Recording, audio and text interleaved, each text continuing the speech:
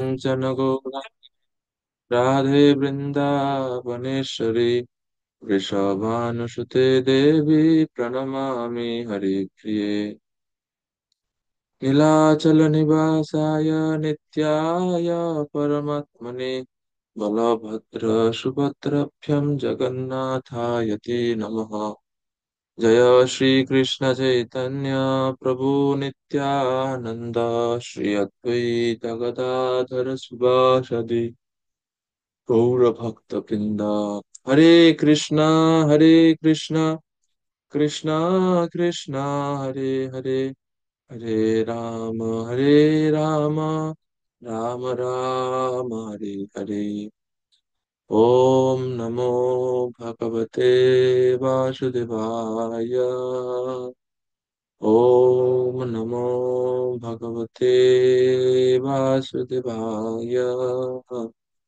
ओम नमो भगवते वासुदेवाय। नारायणं नमस्कृत्य नरं चैव नरोत्तमं देवीं सरस्वतीं व्यासं ततो जयमुदीरयेत्। मूकं करोति वाचालं पङ्गुं लङ्घयते गिरिं यत्कृपातमहं वन्दे श्रीगुरुदिनतारिणं परमानन्दमाधवं श्रीचैतन्येश्वरं नमो विष्णुपादाय कृष्णापृष्ठाय भूतले श्रीमती जयपताका स्वामी निति नामिने उमाचार्यपाताय नितये प्रभृतये गौरपताकामृतये गरुडानुते। हरे कृष्णा। তো আমরা গতকাল একাদশ অধ্যায়ে ভগবান শ্রীকৃষ্ণের দ্বারকায় প্রবেশ অধ্যায়ে 15 নম্বর শ্লোক পর্যন্ত আলোচনা করেছিলাম। আজকে 16 নম্বর শ্লোক থেকে আলোচনা করা হচ্ছে যে কিভাবে ভগবান শ্রীকৃষ্ণ দ্বারকায় প্রবেশ করছেন।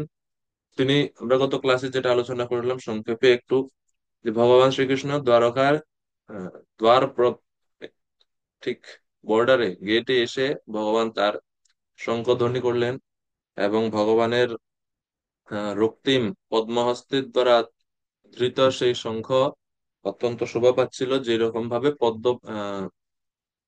পদ্ম ফুলের আহ জলাশয়ে যেরকম রাজহংস খেলা করে সেই রকম ভাবে অত্যন্ত শোভা পাচ্ছিল সেই। তো প্রভুপাদ তাৎপর্য বলেছেন যে কৃষ্ণের সাথে যারা যে কোনো ভাবে আমরা যদি সম্বন্ধ যুক্ত হই কৃষ্ণের সাথে, তাহলে সেই বস্তু বা আমরা চিন্ময়ত্ব প্রাপ্ত হই। তো যেহেতু শঙ্খ ভগবান শ্রীকৃষ্ণের হস্তযুক্ত হস্তে স্পর্শ পেয়েছেন এবং অধরের স্পর্শ পেয়েছেন, সেজন্য যদিও শঙ্খ হচ্ছে শুভ্র বর্ণ, ধবল মানে সাদা, কিন্তু সেটা ভগবানের হাতের দ্বারা স্পর্শ পাওয়ার ফলে রক্তিমতা প্রাপ্ত হয়েছে, এইভাবে প্রভুপাদ বলছিলেন। এবারে শঙ্খধ্বনির কি প্রভাব ছিল, যে না এটা ভব ভয় নাশ করে। আমরা গতকালকে আলোচনা করছিলাম বিভিন্ন শ্লোক দিয়ে যে শঙ্খের কি প্রভাব। গর্ভদেবারি নারীণাম বিলয়ন্তে সহস্রদা পবনাদেন পাতালে পঞ্চজন্যম নমস্তুতে। আহ, তারপরে তম পুরা সাগরোৎপন্না বিষ্ণুনা বিধৃতা করে মানিতা সর্বদেবৈশ্চ পঞ্চজন্যম নমস্তুতে, এইভাবে আমরা আলোচনা করলাম। এরপরে শঙ্খধ্বনি শ্রবণ করার পরে কিভাবে দ্বারকাবাসীরা আহ ধাবিত হলেন কৃষ্ণকে দর্শন করার জন্য, কৃষ্ণকে অভ্যর্থনা জানার জন্য, এবং দ্বারকা নগরী কত সুন্দরভাবে সাজানো হয়েছিল সেটা আমরা দেখলাম। তার একটা গুরুত্বপূর্ণ জিনিস, যদিও কোনো আচার্যরা এই বিষয়ে কমেন্ট করেন নাই, জাস্ট আমার মনে হয়েছিল বলে আমরা গতকালকে ভক্তদের সাথে আমরা আলোচনা করছিলাম যে কিভাবে দ্বারকা নগরী এত সুন্দরভাবে সজ্জিত কিভাবে ছিল পূর্বে থেকেই। তো বিভিন্ন বৈষ্ণবগণ ওনাদের অভিমত বলেছিলেন, শেয়ার করেছিলেন আমাদের সাথে অনেক সুন্দরভাবে। আমরা একটা বিষয়, এটা এটা আমি অনেক ভাগবতম মানে পড়লাম আগে, কিন্তু এই বিষয়টা মানে আমার কখনো মাথায়ও আসেনি বা জানতেও পারিনি। তো হঠাৎ গতকালকে এইভাবে আলোচনা করতে গিয়ে মাথায় আসলো যে ওনারা তো জানে না। এবং আজকে আমরা পড়বো অংশগুলোতে যেখানে দেখবো যে আসলে দ্বারকাবাসীরা কিন্তু আগে থেকে জানতেন না যে কৃষ্ণ আজকে আসতেছে, সংবোধনী শুনেই ওনারা অবগত হলেন যে কৃষ্ণ আসছেন। তো দ্বারকা নগরী সজ্জিত ছিল। তো আমরা আলোচনা করলাম এটা যে আহ, কিভাবে ওনারা আসলে ভগবানের বিরহে অনুভব করছিল। তো কিভাবে প্রতিদিনই ওনারা সাজিয়ে রাখতেন, আশা করে থাকতেন যে আজকে ভগবান হয়তো ফিরে আসবেন। এভাবে সজ্জিত ছিল অনেক দ্বারকা নগরী। আমরা এরকম ভাবে উপলব্ধি এবং কিছু কিছু কয়েকজন বৈষ্ণব ওনারা বলছেন যেহেতু দ্বারকাবাসীগণ হচ্ছে ভগবানের পার্ষদ, ওনারা জানতেন, ওনাদের হৃদয়ে ওনারা অবগত আছেন, উপলব্ধি করতে পারছেন আগে থেকে যে ভগবান হয়তো আসছেন। প্রকৃতি পরিবেশ দেখে প্রকৃতি অত্যন্ত সুসজ্জিত হয়েছিল।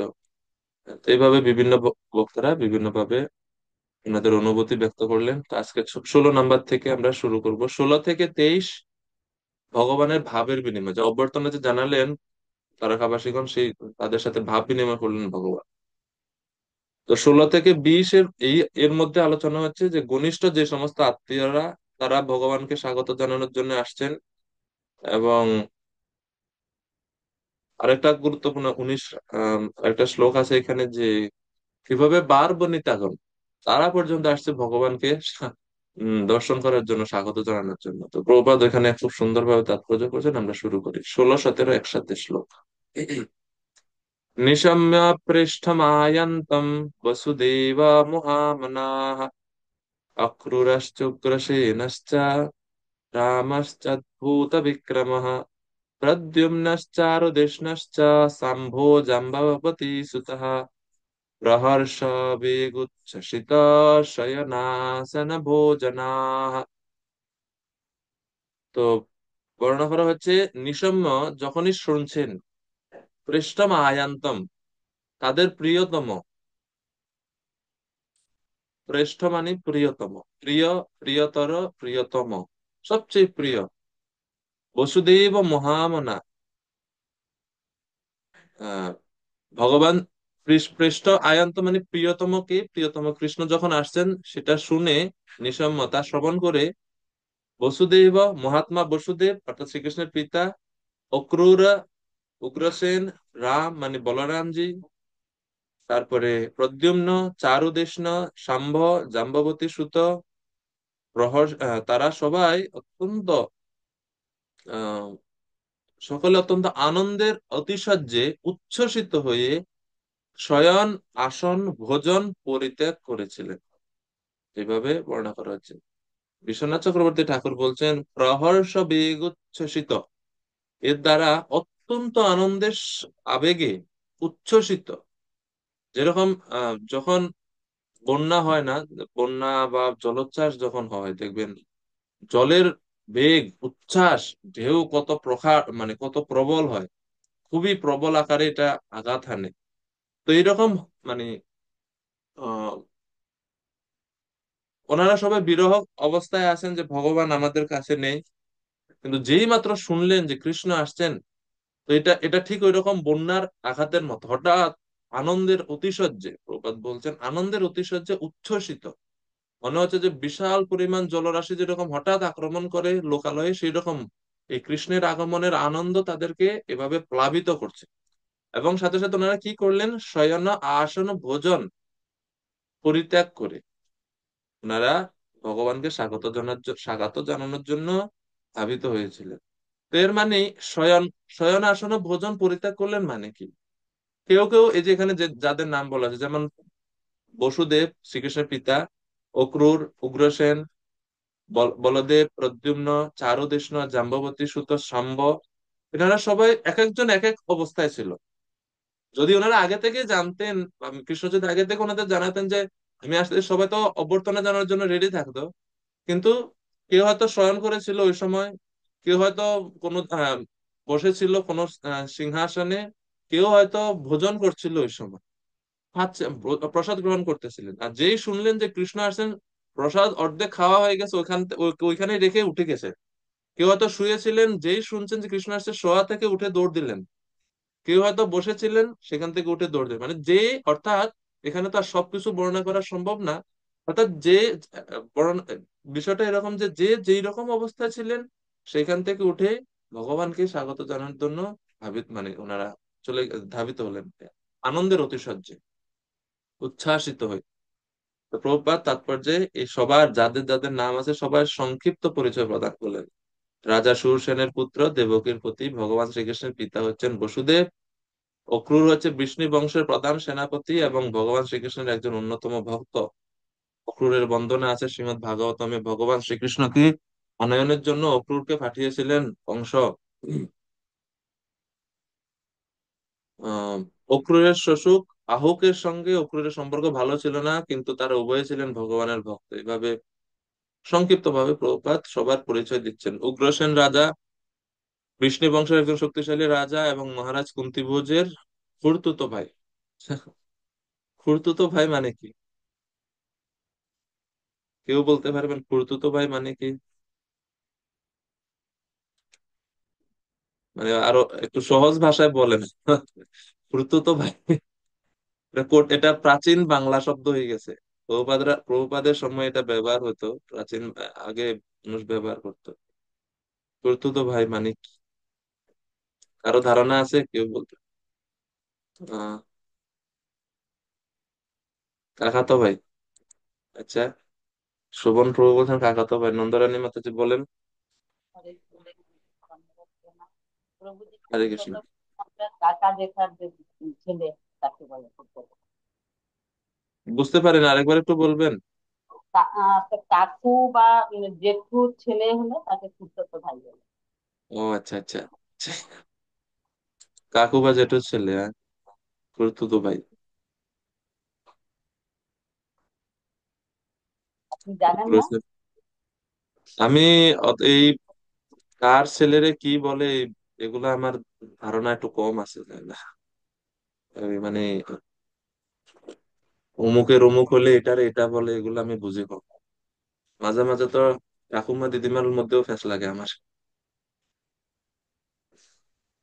যাই হোক, তারপরে বলদেব সম্বন্ধে বর্ণনা করা হচ্ছে। বলদেব, তিনি হচ্ছেন বসুদেবের পত্নী রোহিণীর মাতার পুত্র। রোহিণীর গর্ভে তিনি আবির্ভূত হয়েছেন বলদেব। রোহিণী নন্দন বলা হয় ওনাকে, বা রোহিণীর প্রিয় পুত্র নামেও তিনি পরিচিত। আপনারা অবসর এই ইতে পরিচয় দিচ্ছেন প্রভুপাদ সংক্ষিপ্ত ভাবে বর্ণনা করে অধ্যয়ন করবে তার অধিষ্ঠান সম্বন্ধে। তো প্রভুপাদ শেষে বলছেন যে শ্রীকৃষ্ণের আগমনী বার্তা শ্রবণ করে তার সমস্ত পুত্রেরা, তো এখানে তো একজনের নাম বলা হচ্ছে বা দুজনের নাম বলা হচ্ছে, বলছে সমস্ত পুত্রেরা, যত পুত্র ছিল, অর্থাৎ 16,108 সবার গৃহে, সবার সবার 10 জন করে পুত্র, একজন করে কন্যা, তো সবাই আসছে। ভগবানের স্বীয় প্রাসাদ পরিত্যাগ করেছিলেন, শয়ন আসন ভোজন ইত্যাদি সমস্ত কার্যকলাপ পরিত্যাগ করে তাদের মহান পিতার সঙ্গে মিলিত হওয়ার জন্য দ্রুত অগ্রবর্তী হয়েছিল। এবং যারা ব্রাহ্মণগণ ছিলেন তারাও যখন খবর পেলেন, সাথে সাথে তারা মন্দিরের যে সেবা পূজা করছিলেন সেখান থেকে ওনারা ভগবানের জন্য, ভগবানকে স্বাগত জানানোর জন্য প্রসাদী ফুল, প্রসাদী মালা নিয়ে আসছেন ভগবানকে প্রদান করার জন্য। वारणेन्द्रं पुरस्कृत्य ब्रह्मणैषु सुमङ्गलैः शङ्खतुर्यनिनादेन ब्रह्मघोषेण चादृताः प्रत्युज्जग्मुरथैर्हृष्टा প্রণয়াগত প্রণয়াগত সাধ্যসা, প্রণয় বশত এবং সম্ভ্রম বশত, দুইটাই ওনাদের ছিল। প্রণয়পূর্ণ শ্রদ্ধা নিবেদন করার জন্য পুষ্পাদি মাঙ্গলিক দ্রব্য সহ ব্রাহ্মণদের সঙ্গে নিয়ে তারা, অর্থাৎ ওই ভগবান শ্রীকৃষ্ণের যে পুত্র এবং যারা বয়োজ্যেষ্ঠ ছিলেন তারা ব্রাহ্মণদের সাথে নিয়ে রথে চড়ে দ্রুত বেগে শ্রীকৃষ্ণের সঙ্গে মিলিত হওয়ার জন্য গমন করলেন। কারণ কৃষ্ণ তো এখনো বর্ডারে, এখনো প্রবেশ করেনি, ওইখানে এখনো আছেন। তাদের অগ্রে ছিলেন সৌভাগ্যের প্রতীক স্বরূপ রাজহস্তি। তখন শঙ্খ এবং শঙ্খ ধ্বনিত হচ্ছিল এবং বিভিন্ন বাদ্যযন্ত্র বৈদিক আহ, ধ্বনি ধ্বনিত হচ্ছিল, বৈদিক মন্ত্র উচ্চারিত হচ্ছিল।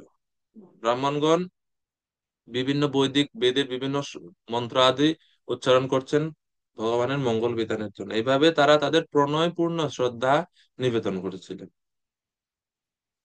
তো প্রভুপাদ বলছেন যে বৈদিক আতিথেয়তা সম্বন্ধে, বৈদিক প্রথায় কোনো মহান ব্যক্তিকে স্বাগত জানাবার বিধি সেই ব্যক্তির প্রতি প্রীতি ও শ্রদ্ধায় পূর্ণ এক পরিবেশের সৃষ্টি করে। এই স্বাগত জানাবার পবিত্র পরিবেশ নির্ভর করে শঙ্খ, পুষ্প, ধূপ, সুসজ্জিত হস্তি এবং বৈদিক স্তোত্র পাঠরত সুযোগ্য ব্রাহ্মণ সহ উপরোক্ত সাজ সরঞ্জাম গুলির উপরে। প্রভুপাদের এই যে বৈদিক সময়ে যে অভ্যর্থনা জানানোর কথা, প্রভুপাদ এই ইসকনে এটা আমার প্রভুপাদ শিখিয়েছেন। যেমন মায়াপুরে যখন কোনো কেউ, বিশেষ করে কোনো মহারাজগণ প্রবেশ করেন, যান ওনাদেরকে স্বাগত জানানোর জন্য ঠিক এইরকম ভাবে যেরকম বর্ণনা এখানে দেওয়া হচ্ছে, সে একই রকম ভাবে আহ স্বাগত জানানো হয়। গুরুকুলের যে সমস্ত আহ বৈষ্ণবরা পড়াশোনা করে ছোট ছোট, ওনারা সবাই বৈদিক মন্ত্র, পুরুষ সূক্ত মন্ত্র, বিভিন্ন মন্ত্র উচ্চারণ করে, এবং এইভাবে ভক্তগণ ফুলের মালা পুষ্প দিয়ে স্বাগত জানায়। যারা আপনারা মায়াপুর থাকেন বা মায়াপুরে গিয়েছেন, অনুষ্ঠানের সময় দেখবেন এরকম হয়। তো প্রভুপাদ প্রভুপাদের কৃপা আমরা এই এত সুন্দর কালচারটা শিখতে পারলাম, যেটা ভাগবতমে আমরা দেখতে পাচ্ছি। 19 নাম্বার, আরো কারা আসছে ভগবানকে দর্শন করার জন্য, স্বাগত জানানোর জন্য?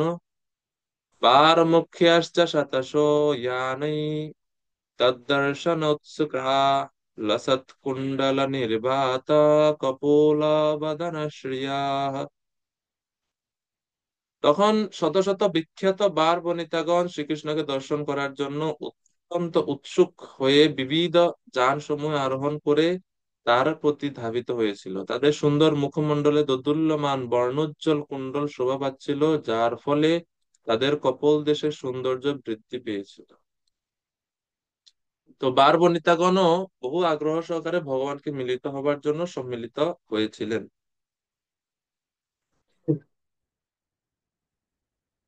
প্রভুপাদ বলছেন, কোনো বার বনিতা বা বেশ্যাও যদি ভগবানের ভক্ত হয়, তাহলে তাকে ঘৃণা করা উচিত নয়। ভারতের মহানগরীগুলোতে এখনো বহু বেশ্যা রয়েছে যারা ভগবানের ঐকান্তিক ভক্ত। ঘটনাচক্রে কেউ কাউকে এমন কোনো বৃত্তি গ্রহণ করতে হতে পারে যা সমাজে সম্মানিত নয়, কিন্তু তা ভগবত ভক্তি সম্পাদনের প্রতিবন্ধক নয়। ভগবত ভক্তির সমস্ত পরিস্থিতিতে অপ্রতিহত। এই বর্ণনা থেকে বোঝা যায় যে আজ থেকে 5,000 বছর পূর্বেও দ্বারকার মতো নগরীতে যেখানে কৃষ্ণ বাস করতেন সেখানেও বেশ্যা ছিল। তার অর্থ হচ্ছে সমাজ ব্যবস্থার যথাযথ সংরক্ষণের জন্য বেশ্যারাও হচ্ছে প্রয়োজনীয় নাগরিক। প্রপাত বুঝাচ্ছেন যে সরকার যেরকম মদের দোকান খোলে, তার অর্থ এই নয় যে সরকার সুরা বা মদ পান করার জন্য নাগরিকদেরকে অনুপ্রাণিত করছে। এর প্রকৃত উদ্দেশ্য হচ্ছে এক শ্রেণীর মানুষ আছে যারা সব মদ পান করবেই, সুতরাং তারা যাতে যত্রতত্র মদ পান না করে অন্যদেরকে প্রলোভিত না করতে পারে, সেজন্য তারা যাতে সুনিয়ন্ত্রিত ভাবে মদ সরবরাহ করতে পারে, তাদের মদ সরবরাহ করা তাদের সমীচীন। তো প্রায় দেখা যায় মহানগরীগুলোতে মাদক দ্রব্য নিষিদ্ধ করা হলে সেখানে মদের চোরাই চালান শুরু হয়।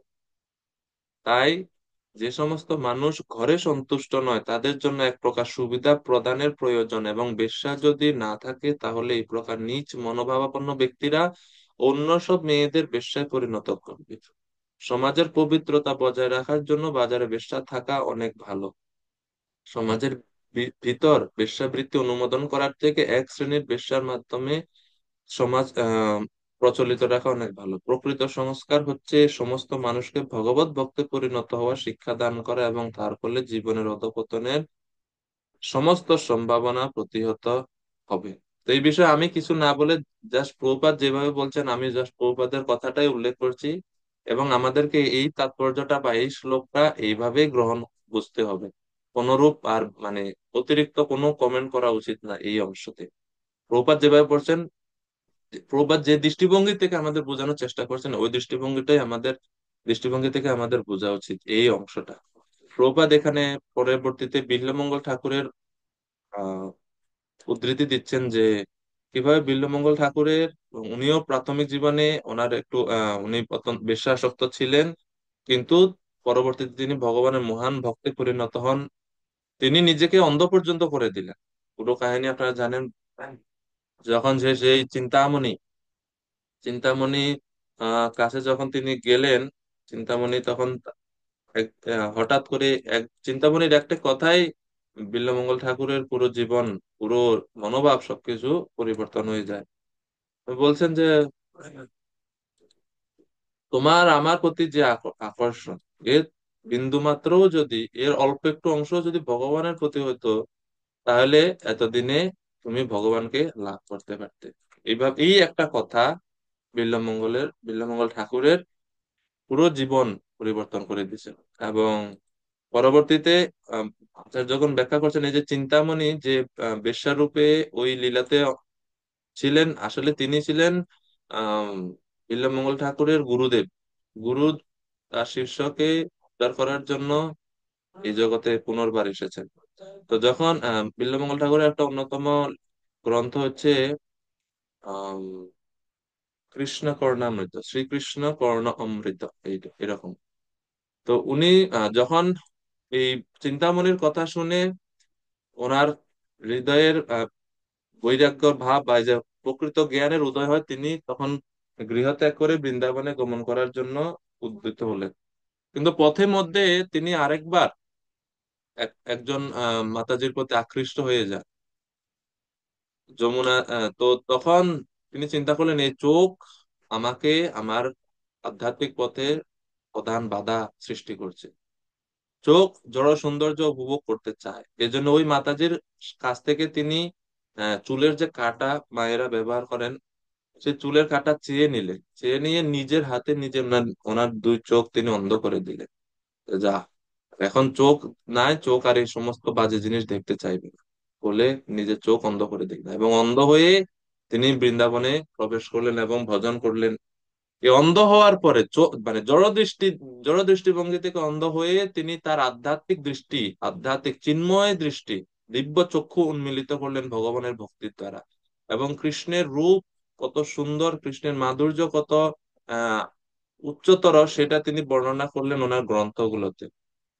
বিল্বমঙ্গল ঠাকুরের দুইটা আছে, একটা হচ্ছে গোবিন্দ দামোদর স্তোত্র, খুব সুন্দর একটা প্রার্থনা আছে বিল্বমঙ্গল ঠাকুরের লেখা। আর এটা হচ্ছে কৃষ্ণ কর্ণামৃত। তো কৃষ্ণ কর্ণামৃত গ্রন্থের শুরু শ্লোকেই তিনি বলছেন, চিন্তা মনির জয়তি সোম গিরির গুরুর মে শিক্ষা গুরুশ্চ ভগবান শিখিপিচ্ছ মৌলি यत पात कल्पतरु पल्लव शेखरेषु লীলা स्वयं লীলা স্বয়ম্বর রসম লবতে জয়শ্রী। তো বলছে অল গ্লোরিজ টু চিন্তামণি। তো এই চিন্তামণি হচ্ছেন ওই যার কথাতে ওনার দিক, জীবন পরিবর্তন হয়ে গেছে, যার একটা। এবং পরে বলছে আহ চিন্তামণি এবং সৌমগিরির গুরুর মেয়ে। সৌমগিরি হচ্ছে ওনার দীক্ষা গুরু, পথপ্রদর্শক ছিলেন চিন্তামণি, এবং দীক্ষা গুরু হচ্ছেন সৌমগিরি গুরু। তো এভাবে উনি ভগবানকে প্রণাম করলেন, যিনি হচ্ছেন সিকিপিচ্ছ মৌলি। সিকিপিচ্ছ, সিকিপিচ্ছ মানে হচ্ছে ময়ূরপুচ্ছ। যিনি তার মুখ মাথায় ময়ূরপুচ্ছ ধারণ করেন, সেই ভগবান শ্রীকৃষ্ণকে তিনি প্রণাম নিবেদন করলেন। এবং এইভাবে তিনি কৃষ্ণ কর্ণামৃত গ্রন্থ রচনা করা শুরু করেন। শুরুতেই তিনি এটা বলতেন। আর গোবিন্দ দামোদর স্তোত্র আরো অনেক সুন্দর, আরো মাধুর্যপূর্ণ। এটা আপনারা চাইলে এগুলো পড়তে পারেন, আবৃত্তি করতে পারেন। গোবিন্দ দামোদর স্তোত্র অনেক সুন্দর। अग्रे कुरूणामथ पाण्डवानां दुःशासनार्हित वस्त्रकेश कृष्णा तदाक्रोशदनन्यनाथ গোবিন্দ দামোদর মাধবেতি। ওই স্তোত্রের প্রত্যেক শ্লোকের শেষের লাইন হচ্ছে এটা, গোবিন্দ দামোদর মাধবেতি। শ্রীমৎ ভাগবতমেও দশম স্কন্ধে এইরকম একটা শ্লোক আছে, যে শ্লোকের শেষ লাইন হচ্ছে গোবিন্দ দামোদর মাধবেতি। অর্থাৎ আহ, ফলওয়ালি ফ্রুট ভেন্ডারের কাহিনী আপনারা শুনছেন বৃন্দাবন লীলা কৃষ্ণের। এক একজন আভির রমণী, তিনি বৃন্দাবনে ফল বিক্রি করার জন্য আসছে। তো ফল বিক্রি করতে এসে বলছেন, ফল লাগবে, ফল। আপনার কার্টুনে দেখছেন হিন্দিতে বলে আহ, বৃন্দাবনে সুমিষ্ট ফল লাগবে, ফল ভেজাল মুক্ত ফল, ফরমালিন মুক্ত ফল, আম লাগবে, কলা লাগবে, এরকম বিভিন্ন উনি যেরকম ফেরিওয়ালা আসলে বলে না, বাংলাদেশে আমাদের গ্রামে গঞ্জে বিক্রি হয়, এ হরেক মাল লাগবে, হরেক মাল 20 টাকা, হরেক মাল।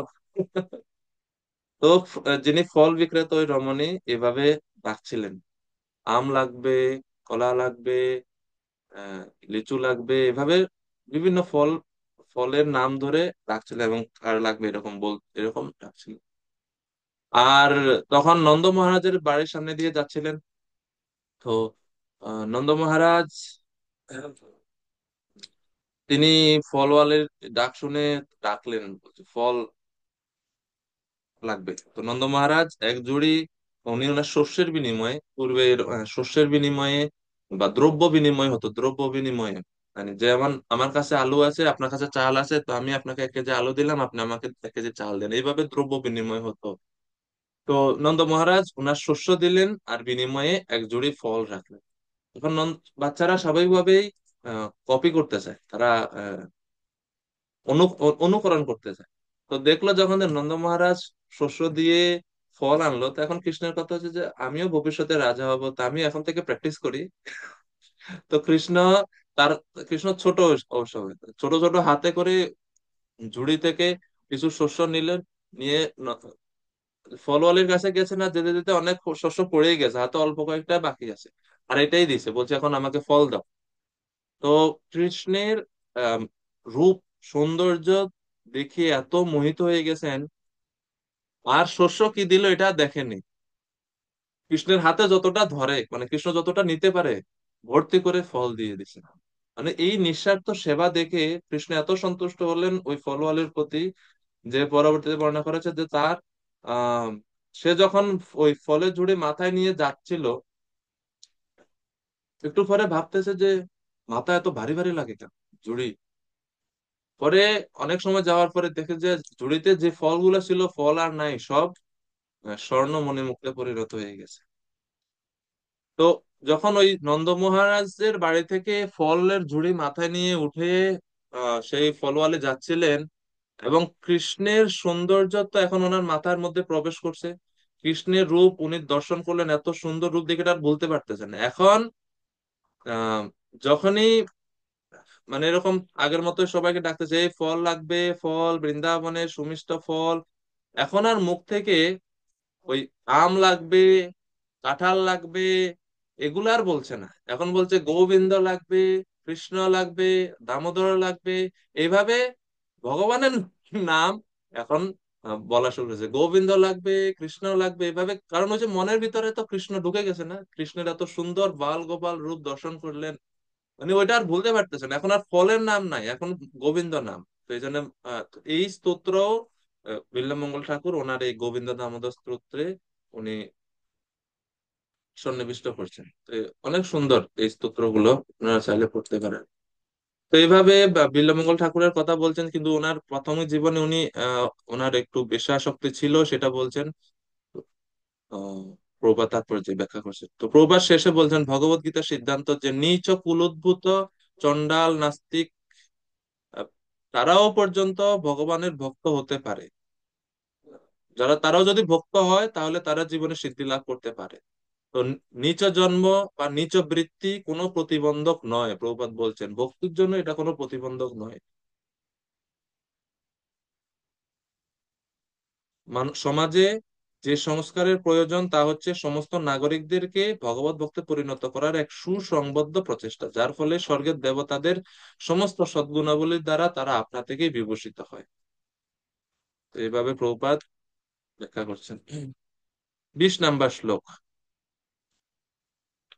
স্ব স্ব সামর্থ্য অনুসারে যারা গায়ক ছিল, যারা নৃত্য করেন সেই নৃত্যকার ছিল, যারা আহ এইভাবে বিভিন্ন ব্যক্তিরা আসছেন ভগবানের মহিমা কীর্তন করার জন্য। এখন নট নর্তক গন্ধর্বা সুতমাগধ বন্দিনঃ গায়ন্তি চোত্তম শ্লোক চরিতান্যদ্ভুতানি চ।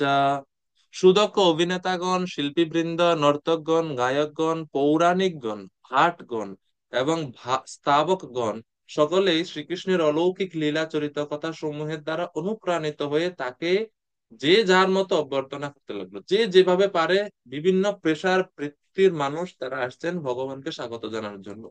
নট নর্তক গন্ধর্বা। নট বলতে কাদেরকে বোঝানো হচ্ছে? নট মানে হচ্ছে যারা রস অভিনয়ে অত্যন্ত চতুর। বিশ্বনাথ চক্রবর্তী ঠাকুর এক একজনের কথা বলছেন এখানে, যে নট মানে হচ্ছে যারা রস অভিনয় অত্যন্ত চতুর, অর্থাৎ যারা অভিনেতা, যারা অত্যন্ত অভিনয় করতে পারে সুন্দরভাবে, তারা আসছেন কৃষ্ণকে স্বাগত জানার জন্য। এখন তারা কিভাবে কৃষ্ণকে স্বাগত জানাচ্ছে? তারা কি অভিনয় করছেন? হ্যাঁ, তারা অভিনয় করতেছেন। কিসের অভিনয় করছেন তারা? বলেন তো দেখি, কি অভিনয় করে তারা কৃষ্ণকে স্বাগত জানাবেন? কৃষ্ণ আসতেছেন, তারা সামনে পথের পাশে এইভাবে বিভিন্ন অভিনয় করে কৃষ্ণকে স্বাগত জানাচ্ছেন। তখন আপনাদের কাছে আমার মানে প্রশ্ন না, আপনি জিজ্ঞাসা জানা যে কি অভিনয় করছিলেন তারা। ভাগবতম তো আর অত বিস্তারিত বলে নাই, আমরা একটু চিন্তা করতে পারি। কারো কোনো আইডিয়া আছে, কেউ বলতে পারে বা কোনো ধারণা, কি চিন্তা কি অভিনয় করছেন তারা?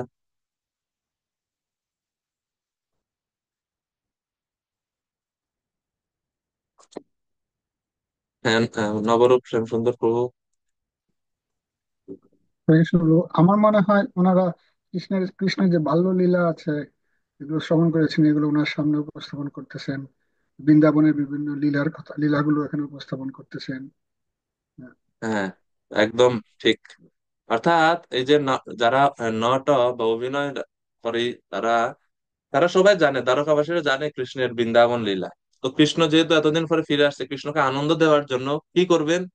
তো ভগবান সবচেয়ে বেশি আনন্দিত হন ওনার কথা, ওনার লীলা শ্রবণ কীর্তনে যারা মগ্ন তাদের, এবং কৃষ্ণ নিজেই নিজের লীলা শ্রবণ করতে চান। তো তো ওনারা যারা অভিনয়কারী তারা চিন্তা করলেন যে আমরা কিভাবে ভগবানকে আনন্দ দিতে পারি। সবাই চাচ্ছে কোনো না কোনো ভাবে ভগবানের সেবা করার জন্য। তো যারা ভগবানের নিজের পরিবারে, তারা তো ভগবানের কাছে যেতে পারে, সবাই তো আর কাছে যেতে পারে না। তো তারা নিজের নিজের সামর্থ্য অনুসারে, এটা একটা গুরুত্বপূর্ণ শিক্ষা, যে যে যার যেই সামর্থ্য আছে সেই সামর্থ্য দিয়ে কৃষ্ণের সেবা করা। তো যারা অভিনয়কারী তারা চিন্তা করছেন কৃষ্ণের আমরা বাল্যলীলা অভিনয় করতে পারি, যেমন কৃষ্ণ কিভাবে পুতনা বধ করলেন, তো কয়েকজন পুতনার মতন রাক্ষসী রূপ সাজছে, এবং একজন কৃষ্ণ সেজে কিভাবে পুতনা বধ করলেন ভগবান সেই লীলা করছেন। হ্যাঁ, কৃষ্ণা কিভাবে গোপ বালকদের সাথে খেলা করতেন সেটা লীলা করছেন, অঘাসুর বিভিন্ন লীলা তারা অভিনয় করে ভগবানকে আনন্দ দেওয়ার চেষ্টা। আর যখনই ভগবান রাস্তা দিয়ে যাচ্ছেন আর এগুলা দেখলেন, দেখে দেখে ভগবান কৃষ্ণের বৃন্দাবন লীলা স্মরণ হয়ে ভগবান অত্যন্ত প্রসন্ন হয়ে তাদেরকে বিভিন্ন উপহার আদি দিতে লাগলেন। এইভাবে এটা হচ্ছে নটক।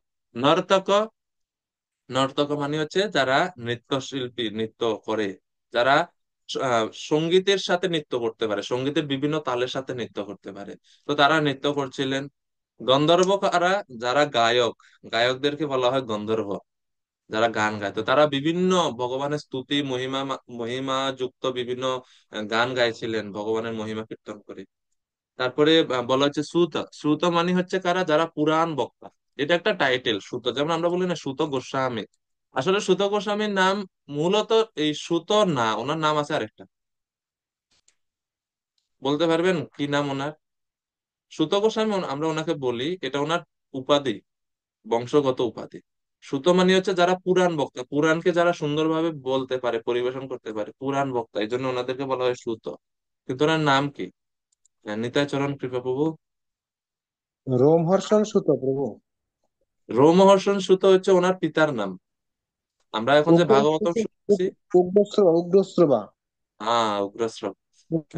ওনার পিতার নাম ছিল রোমহর্ষণ সুত, আর ওনার এখন যে সুত গোস্বামীর কাছ থেকে আমরা শ্রবণ করছি ওনার নাম হচ্ছে উগ্রশ্রবা সুত।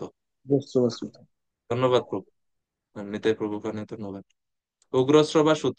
তো এই সুত মানে হচ্ছে ওনারা পুরাণ বক্তা, পুরাণ সমূহ অনেক ভালোভাবে ওনারা অভিজ্ঞতা আছে বলতে পারেন। তো ওনারা এই সুত যারা, তারা বিভিন্ন পুরাণের বিভিন্ন মাঙ্গলিক কাহিনীগুলো বর্ণনা করছে। তারপরে মাগধ কাদেরকে বলা হয়? দেখেন লেখা আছে মাগধ। মাগধ মানে হচ্ছে যারা বংশাবলীর কথক, মানে বিভিন্ন বংশের, রাজবংশের বিভিন্ন বর্ণনা সম্বন্ধে যারা জানেন তাদেরকে বলা হয় মাগধ। তো তারাও এসছেন, তারা ভগবানের যে বংশধর পূর্বপুরুষ যারা আছেন তাদের কথা বলছেন, তাদের মহিমা কীর্তন করছেন, এইভাবে বংশের মহিমা, রাজবংশের মহিমা। বন্দিনহ মানে রাজবন্দী না, বন্দিনহ মানে হচ্ছে যারা বন্দনা করতে খুবই এক্সপার্ট। বন্দিন মানে পেশাদার শিক্ষিত স্তাবক, যারা স্তব করতে পারে, নতুন নতুন স্তব রচনা করছেন তারা কৃষ্ণের, কৃষ্ণের উদ্দেশ্যে, তাদেরকে বলা হয় বন্দিন। তারা সবাই গায়ন্তী চ উত্তম শ্লোক চরিতানি অদ্ভুতানি চ, তারা ভগবানের অদ্ভুত অলৌকিক চরিত কথা, কিভাবে ভগবান অলৌকিক লীলা বিলাস করলেন সেগুলো তোনারা পরস্পরে বর্ণনা করছেন। প্রভুপাদ শেষে বলছেন যে আমাদের ভগবত কেন্দ্রিক বা কৃষ্ণ লীলা বিষয়ক নাটক করা উচিত। শেষে, তাৎপর্যের শেষ দিকে। এমনকি 100 বছর আগেও ভারতবর্ষের সমস্ত নাটকগুলি পরমেশ্বর ভগবানের অলৌকিক কার্যকলাপকে কেন্দ্র করে অনুষ্ঠিত হতো এবং সাধারণ মানুষদেরও মনোরঞ্জন করতো। যাত্রার দল ভগবানের অলৌকিক কার্যকলাপের ভিত্তিতে অপূর্ব সুন্দরভাবে যাত্রা অভিনয় করত এবং তার ফলে অশিক্ষিত কৃষকেরাও তা দেখে বৈদিক শাস্ত্রের তত্ত্বজ্ঞান লাভ করতে পারত। প্রভুপাদ এভাবে বলছেন।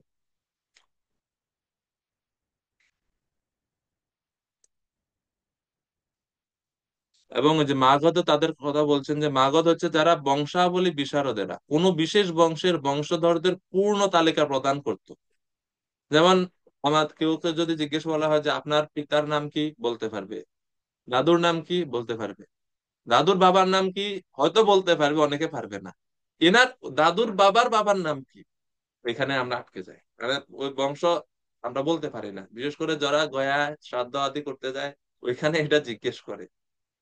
সপ্ত পুরুষের নাম, পূর্বের নাম জিজ্ঞেস করে, তো আমরা অনেক সময় পারি না, তো বলছে ঠিক আছে, যথা নাম যথা গোত্র বলে দান করো, পিণ্ডদান।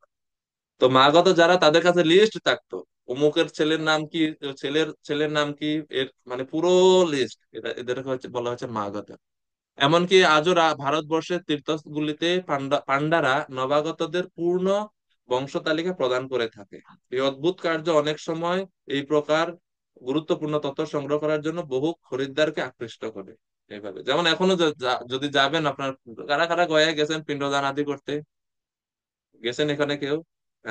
হৃদয়নাথ পোহাত, তো যারা গেলে দেখবেন যে পান্ডারা কিন্তু লেখে পুরো বংশ একবারে ঠিকানা একজ্যাক্ট, কোথায় কোন বাড়ি কোন পাড়া কোন গ্রাম সব জিজ্ঞেস করে করে লেখা। আমি গিয়ে চিন্তা করি এত ডিটেলস ওনারা কেন। আমি গেলাম এই যে উম, 1 মাস আগেই আমি আরেকজনকে নিয়ে গেছি আমার, তো দেখতেছি যে আপনার বাড়ি আমাকে জিজ্ঞেস করতেছে। তা আমি তো মনে মনে ভাবতেছি আমার বাড়ি বললে কি আপনি চিনবেন নাকি, কারণ আপনি থাকেন ইন্ডিয়া, আমি থাকি বাংলাদেশ, আপনি কিভাবে চিনবেন। কিন্তু বলছে না, বলো কোথায় বাড়ি। আমি বললাম যে ঠিক আছে, বললাম আমি সিলেট থাকি। বলছে সিলেট কোন কোন জায়গা, কোন থানা, কোন গ্রাম, কোন পাড়া, কোন বাড়ি, অমুককে চিনেন অমুকে। আমি সিলেটে হয়ে আমি এত মানুষকে চিনি না, আপনি কিভাবে চিনেন। তো ওই যে পরে একটু পরেই খাতা বের করছে যেখানে ওনার লেখে সবকিছু এইভাবে। তো মাগধ পান্ডারা এটা করে থাকে, গয়াতে দেখা যায় এটা।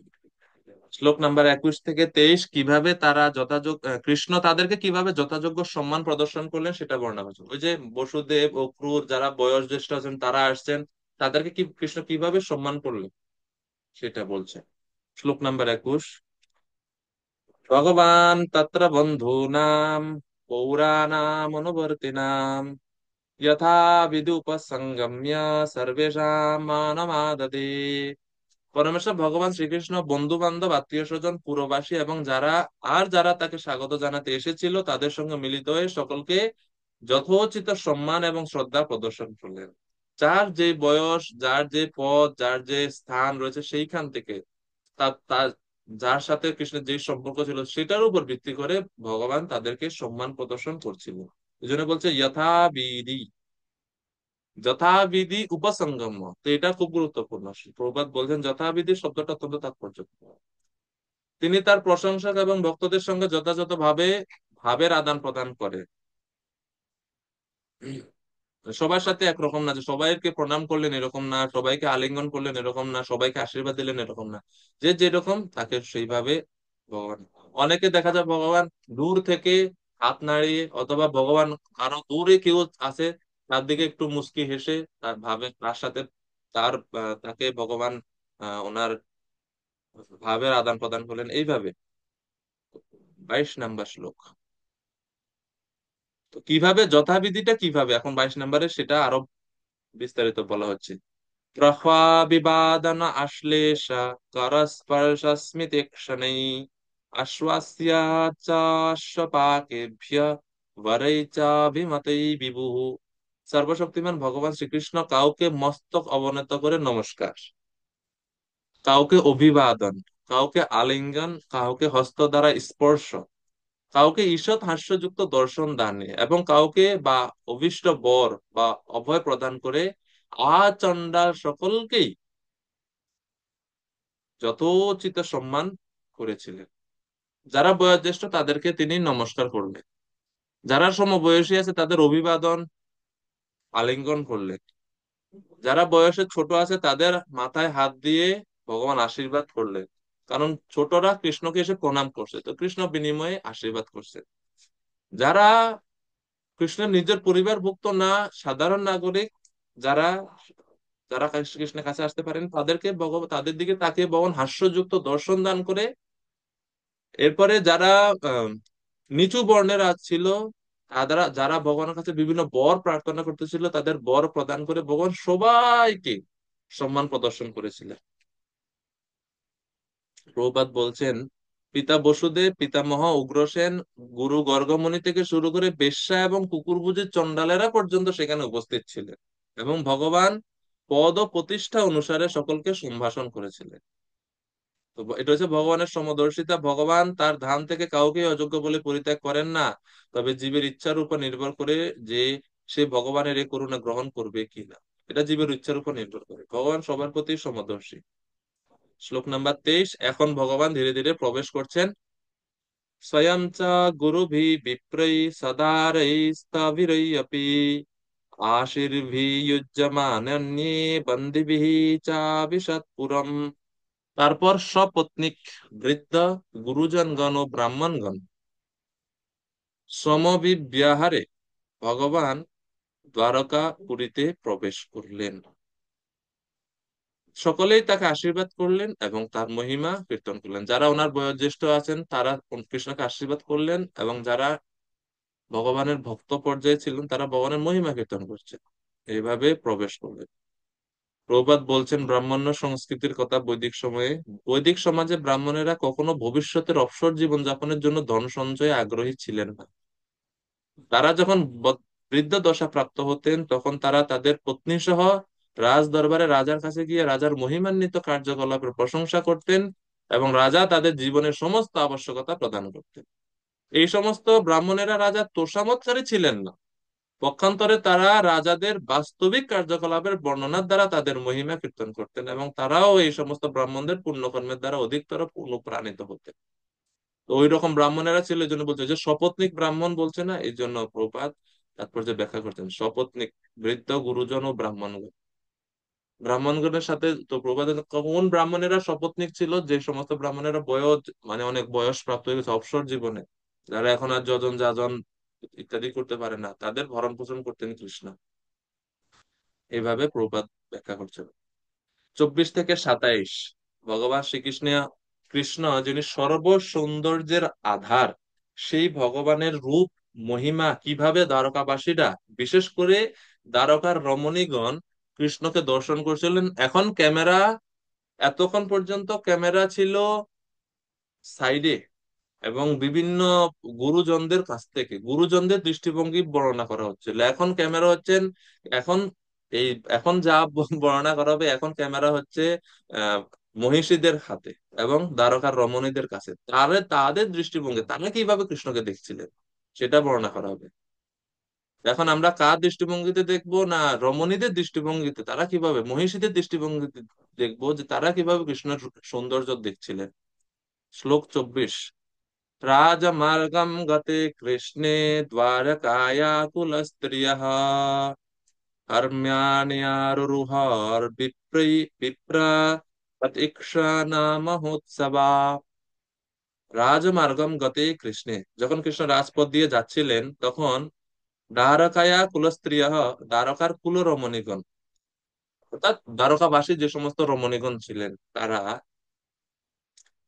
হর্ম্যানি আরুরুহ বিপ্র, প্রাসাদের শিখরে মানে ছাদে গিয়ে, একবারে গম্বুজের উপরে গিয়ে ছাদে গিয়ে, তাহলে ছাদ মানে বোঝা যাচ্ছে যে দ্বারকা নগরী কিন্তু এই ঝোপঝাড় কুড়েঘর ছিল এরকম না, এটা একটা শহর, প্রাসাদ ছিল, বিল্ডিং ছিল, যার উপরে উঠে দ্বারকা রমণীগণ কৃষ্ণকে দর্শন করছিলেন। তৎ ঈক্ষণ মহোৎসবা, ভগবান শ্রীকৃষ্ণকে দর্শন করার জন্য, কারণ ভিড় তো, আপনি যদি নিচে থাকেন এত মানুষের ভিড়, কৃষ্ণকে দেখা যায় না, এই জন্য তারা উপরে উঠে গেছে। তাছাড়া রমণীগণ ওনারা তো বাইরে আসতে পারেন না। আমরা যখন কৃষ্ণ হস্তিনাপুর থেকে আসতেছিলেন, সেখানে আমরা পেলাম যে হস্তিনাপুরের রমণীগণ তারাও ছাদ থেকে কৃষ্ণের সৌন্দর্য দর্শন করছিলেন। তো এখানেও সেম, দ্বারকা নগরী রমণীগণ তারাও উপর থেকে সবার থেকে একটু দূরে উপর থেকে কৃষ্ণকে ওনারা দর্শন করছিলেন। এবং এই কৃষ্ণের দর্শনটা তাদের কাছে কেমন, যে তদ ঈক্ষণ মহোৎসবা, এটা মহোৎসব, ভগবানকে দর্শন করা হচ্ছে তাদের কাছে একটা উৎসবের মতো ছিল। তো প্রভুপাদ বলছেন যে ভগবানকে দর্শন আমরা করতে পারি, ভগবান কৃপা করে আমাদের কাছে অর্চা বিগ্রহ রূপে প্রকাশিত হয়েছেন। তো এই জন্য বিগ্রহ আর ভগবানের রূপের মধ্যে কোনো পার্থক্য নেই, সেটা হচ্ছে অভিন্ন। আমরা ভগবানের রূপকে অর্চা বিগ্রহ রূপে আমরা দর্শন করতে পারি, সাজাতে পারি। প্রভুপাদ ওই ধারণাটা বর্ণনা করছেন এবং বলছেন যে যারা মায়াবাদী তারা ভগবানের রূপ স্বীকার করে না।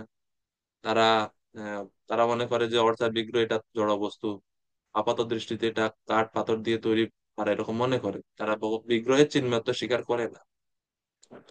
আর প্রভুপাদ শেষে আর তাৎপর্য খুব গুরুত্বপূর্ণ দিক, প্রভুপাদ বলছেন স্ত্রী পুরুষের কৃত্রিম সমান অধিকার। বর্তমান সময়ে এটা একটা খুব স- বর্তমান বিশ্বে এটা ধারণা যে সমান অধিকার, নারী পুরুষের সমান অধিকার দরকার, সমান অধিকার দরকার। প্রভুপাদ বলছেন এই সমান অধিকার যেটা আমরা এখন যে সেন্সে ব্যবহার করা হয় এটা আসলে কৃত্রিম এবং এটা যথোপযুক্ত না। এই শ্লোক থেকে প্রতীত হয় যে সমস্ত দ্বারকাবাসীরা বড় বড় প্রাসাদের মালিক ছিলেন, সবাই বড় লোক। তা থেকে সেই শহরের সমৃদ্ধি সূচিত হয়। শোভাযাত্রা এবং ভগবানকে দর্শন করার জন্য রমণীরা ছাদের উপর উঠেছিলেন। মহিলারা রাস্তায় মানুষের ভিড়ে যাননি এবং তার ফলে তাদের সম্মান অটুট ছিল। সেখানে পুরুষদের সঙ্গে তাদের কৃত্রিম সমানাধিকার ছিল না। প্রভুপাদ একটু ক্রিটিসাইজ করছেন বর্তমান সময়ে যারা এই তথাকথিত সমান অধিকার বলে তাদের বিষয়। স্ত্রী লোকদের পুরুষদের থেকে পৃথক রাখার ফলে তাদের মর্যাদা অধিক সুন্দরভাবে রক্ষা করা হয়। স্ত্রী পুরুষের অবাধ মেলামেশা করা উচিত না, প্রভুপাদ বলছেন। তো দ্বারকায় হস্তিনাপুরে সেম আমরা একই রকম দেখতে পেলাম। 25 নম্বর শ্লোক। এখন কি দেখলেন, ওনারা ছাদের উপরে উঠলেন, উঠে এখন কৃষ্ণের দিকে ক্যামেরা। তো কৃষ্ণকে কেমন দেখাচ্ছিল তাদের চোখে সেটা বর্ণনা করেছে। নিত্যাম নিরীক্ষমানানাম যদপি দ্বারকৌকসাম ন বিতৃপ্যন্তি হীদৃশা শ্রিয় ধামাঙ্গমচ্যুতম। দ্বারকাবাসীরা সর্বদা সমস্ত সৌন্দর্যের আধার স্বরূপ অচ্যুত ভগবান শ্রীকৃষ্ণকে দর্শন করেও তৃপ্তি লাভ করতেন না।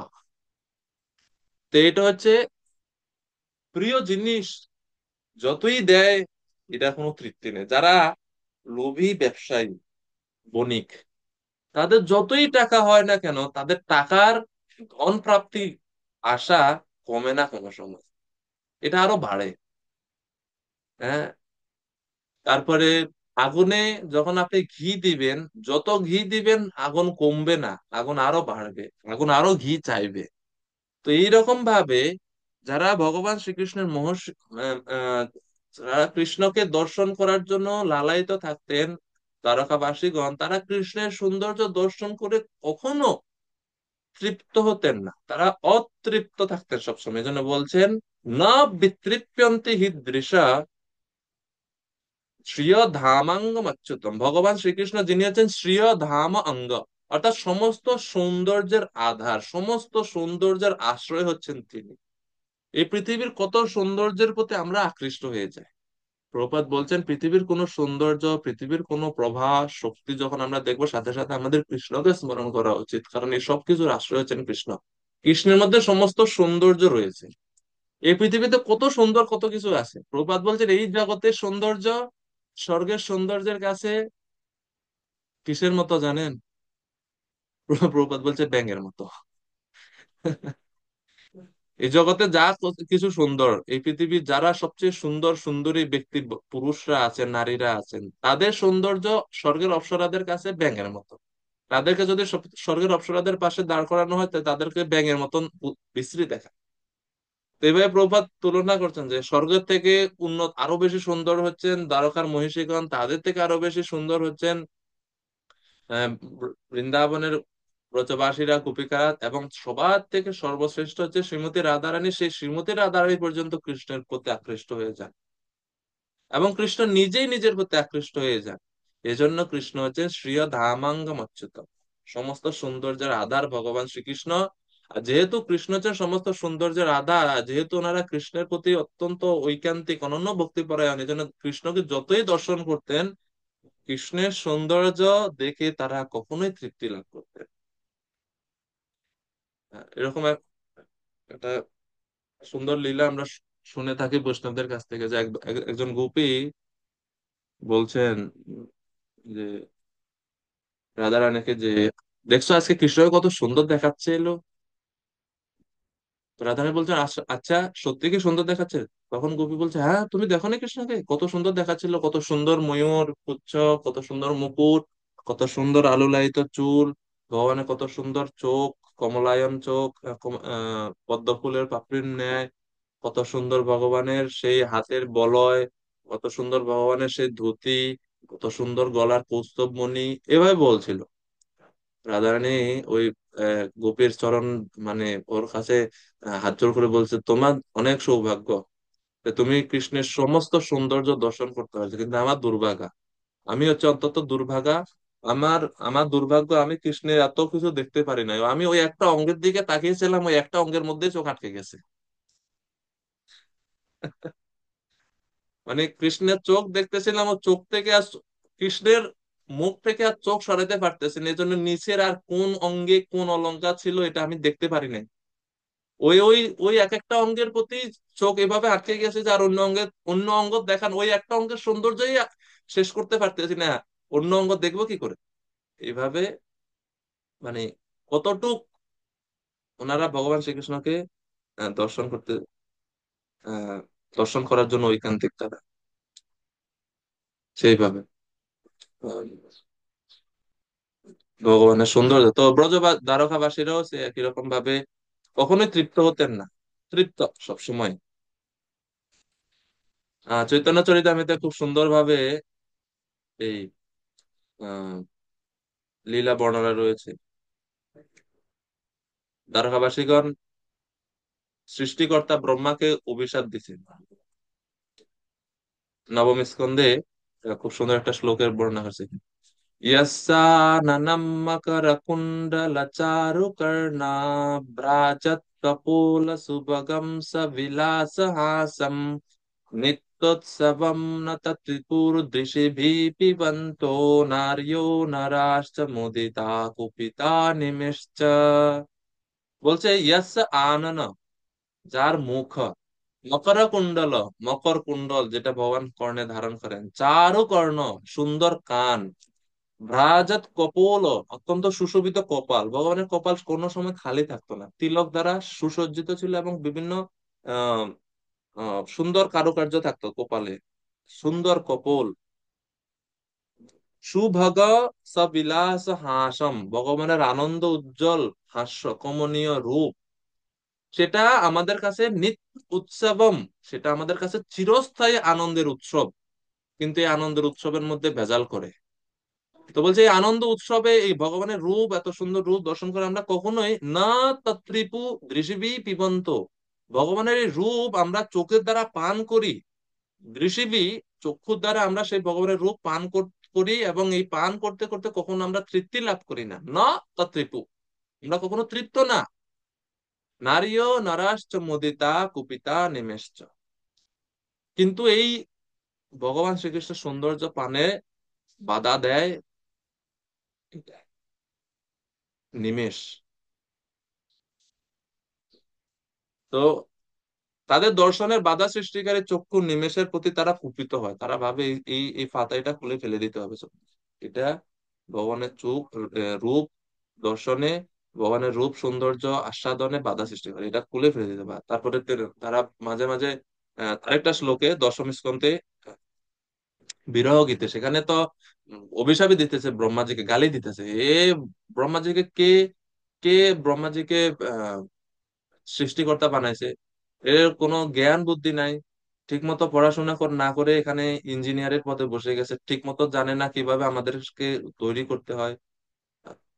अटति यद्भवानहनिकाननं त्रुटियुगायते त्वामपश्यताम् कुटिलकुन्तलं श्रीमुखं च ते जड उदीक्षताम् पक्ष्मकृदृशाम्। এই যে পলক পড়ে মাঝে মাঝে চোখের পলক সৃষ্টিকারী, এই সৃষ্টিকারী ব্রহ্মাকে তারা মূঢ় বলে নিন্দা করছিল। মূঢ়, ব্রহ্মা যে চার মাথা আছে শুধু শুধু বেকার, এগুলোর বুদ্ধি নেই একটার মধ্যেও। ব্রজগোপিকারা ওনাদের ভাব থেকে এটা বলছেন যে চারটা মাথা হুদাই দিছে ভগবান, এই শুধু শুধু এগুলা কোনো কাজ নাই, একটার মধ্যেও বুদ্ধি নাই। কেন ভগবানকে আমরা দেখতে পাই না দিনের বেলা ঠিক মতো, যা একটু সময় পাই তাও ঠিক মতো নিরবিচ্ছিন্ন ভাবে দেখতে পাই না, এই চোখের পলক পড়ে। এই জন্য চোখের পলক, এই পলক সৃষ্টিকারী ব্রহ্মাকে নিন্দা করছেন না। ব্রজগোপিকারা কৃষ্ণের রূপ সৌন্দর্য বর্ণনা করছেন চৈতন্য চরিতামৃতে 21 অধ্যায়ে মধ্যলীলা। ভগবান শ্রীকৃষ্ণের সৌন্দর্য, মাধুর্য, ঐশ্বর্য বর্ণনা করেছে, কিভাবে কত সুন্দর ছিল ভগবান। দ্বারকাবাসীদের কৃষ্ণের রূপের বর্ণনা থেকে ব্রজবাসীদের রূপের, ব্রজবাসীরা যখন কৃষ্ণের রূপের বর্ণনা করেন সেটা আরো বেশি উৎকৃষ্ট, কারণ ভাবের পার্থক্য আছে। তো এনারা কৃষ্ণের রূপ, কৃষ্ণের অলংকার এগুলা দেখে, কিন্তু ওই মানে আহ, শুদ্ধ সৌন্দর্যটা দ্বারকাবাসীদের থেকে ব্রজবাসীরা বেশি উপভোগ করে। আহ, কৃষ্ণ বপু সিংহাসনে বসি রাজ্য শাসনে করে সঙ্গে চন্দ্রের সমাজ। ব্রজবাসীরা বলছেন যে কৃষ্ণের সৌন্দর্য, কৃষ্ণের রূপ, কৃষ্ণের শরীর এটা আসলে কি, এটা আসলে এটা একটা একটা হাট, এটা একটা বাজার। কিসের বাজার? এটা হচ্ছে চন্দ্রের বাজার। কৃষ্ণের রূপ বা কৃষ্ণের শরীরটা এটা হচ্ছে একটা পুরোটা চন্দ্র। সখী হে কৃষ্ণ মুখ দ্বিজরাজ রাজ, কৃষ্ণ বপু সিংহাসনে বসি রাজ্য শাসনে করে সঙ্গে চন্দ্রের সমাজ। হে সখী, কৃষ্ণের মুখচন্দ্র রাজা হয়ে কৃষ্ণ শরীর রূপ সিংহাসনে বসে চন্দ্রের সমাজ নিয়ে মাধুর্য রাজ্য শাসন করছে। কিভাবে? তো বলছে কোন, ভগবান শ্রীকৃষ্ণের সবগুলো অঙ্গ হচ্ছে এক একটা চন্দ্রের মতো তাদের কাছে। চন্দ্র যেরকম সুন্দর, সুকমন, সুকোমল, কমনীয়, শীতল, সেই রকম ভগবান শ্রীকৃষ্ণের প্রত্যেকটা অঙ্গ। দুই গান্ডা সুচিক্কানা, যিনি মণি সুদর্পণা, সেই দুই পূর্ণ চন্দ্র জানি, ললাটে অষ্টমী ইন্দু, তাহাতে চন্দন বিন্দু, সেহ এক পূর্ণ চন্দ্রমানি। তো ভগবান শ্রীকৃষ্ণের সুচিক্কন দুইটি গাল, ভগবান শ্রীকৃষ্ণের দুই গাল হচ্ছে দুইটি পূর্ণ চন্দ্র। 24টি চন্দ্র আছে কৃষ্ণের শরীরে। তো দুইটি পূর্ণ চন্দ্র হচ্ছে দুইটা গাল। যখন কৃষ্ণের গাল দেখেন, এটা হচ্ছে দুইটা পূর্ণ চন্দ্র, এটা একটা চন্দ্র, এটা একটা চন্দ্র। ললাটে হচ্ছে অর্ধচন্দ্র, অষ্টমীর অর্ধচন্দ্র। অষ্টমী তিথিতে চাঁদ অর্ধেক থাকে, যে কৃষ্ণ অষ্টমীতে জন্মগ্রহণ করলেন, শ্রীমতী রাধারানীতে অষ্টমীতে জন্মগ্রহণ করলেন, চৈতন্য মহাপ্রভু পূর্ণিমাতে জন্মগ্রহণ করলেন। কেননা কৃষ্ণ এবং রাধারানীর মিলিত রূপ হচ্ছে চৈতন্য। তদ্বয়ম চৈক্যম আপ্তম রাধা ভাব দ্যুতি সুবলিতম তম চৈতন্য রূপের বর্ণনা বলছে। কৃষ্ণ এবং রাধার পূর্ণ রূপ হচ্ছে চৈতন্য রূপ। এই জন্য কৃষ্ণ অষ্টমী মানে অর্ধেক চাঁদ, রাধারানী অষ্টমী অর্ধেক চাঁদ, দুইটা চাঁদ যখন মিললেন হচ্ছে পূর্ণচন্দ্র। হ্যাঁ, পূর্ণচন্দ্র হচ্ছেন চৈতন্য মহাপ্রভু। সেই জন্য চৈতন্য মহাপ্রভু পূর্ণিমাতে আহ আবির্ভূত হন। নদিয়া উদয়গিরি পূর্ণচন্দ্র গৌরহরি, এভাবে চৈতন্য চরিতামৃতে চৈতন্য মহাপ্রভু আবির্ভাব লীলা বর্ণনা হয়েছে। পূর্ণচন্দ্র চৈতন্য মহাপ্রভু, এই জন্য মায়াপুর, যে আমাদের মন্দিরের নাম প্রভুপাদ দিয়েছে মায়াপুর চন্দ্রোদয় মন্দির। মায়াপুর চন্দ্র হচ্ছে চৈতন্য মহাপ্রভু, গৌরাঙ্গ মহাপ্রভু। যাই হোক, তো কপাল হচ্ছে অষ্টমীর অর্ধচন্দ্র, এবং তাতে চন্দন বিন্দু আছে। ভগবান শ্রীকৃষ্ণের কপাল অর্ধচন্দ্র, এর মধ্যে একটা চন্দনের বিন্দু আছে, চন্দন শোভিত। সেই চন্দনের বিন্দুটা হচ্ছে একটা পূর্ণচন্দ্র।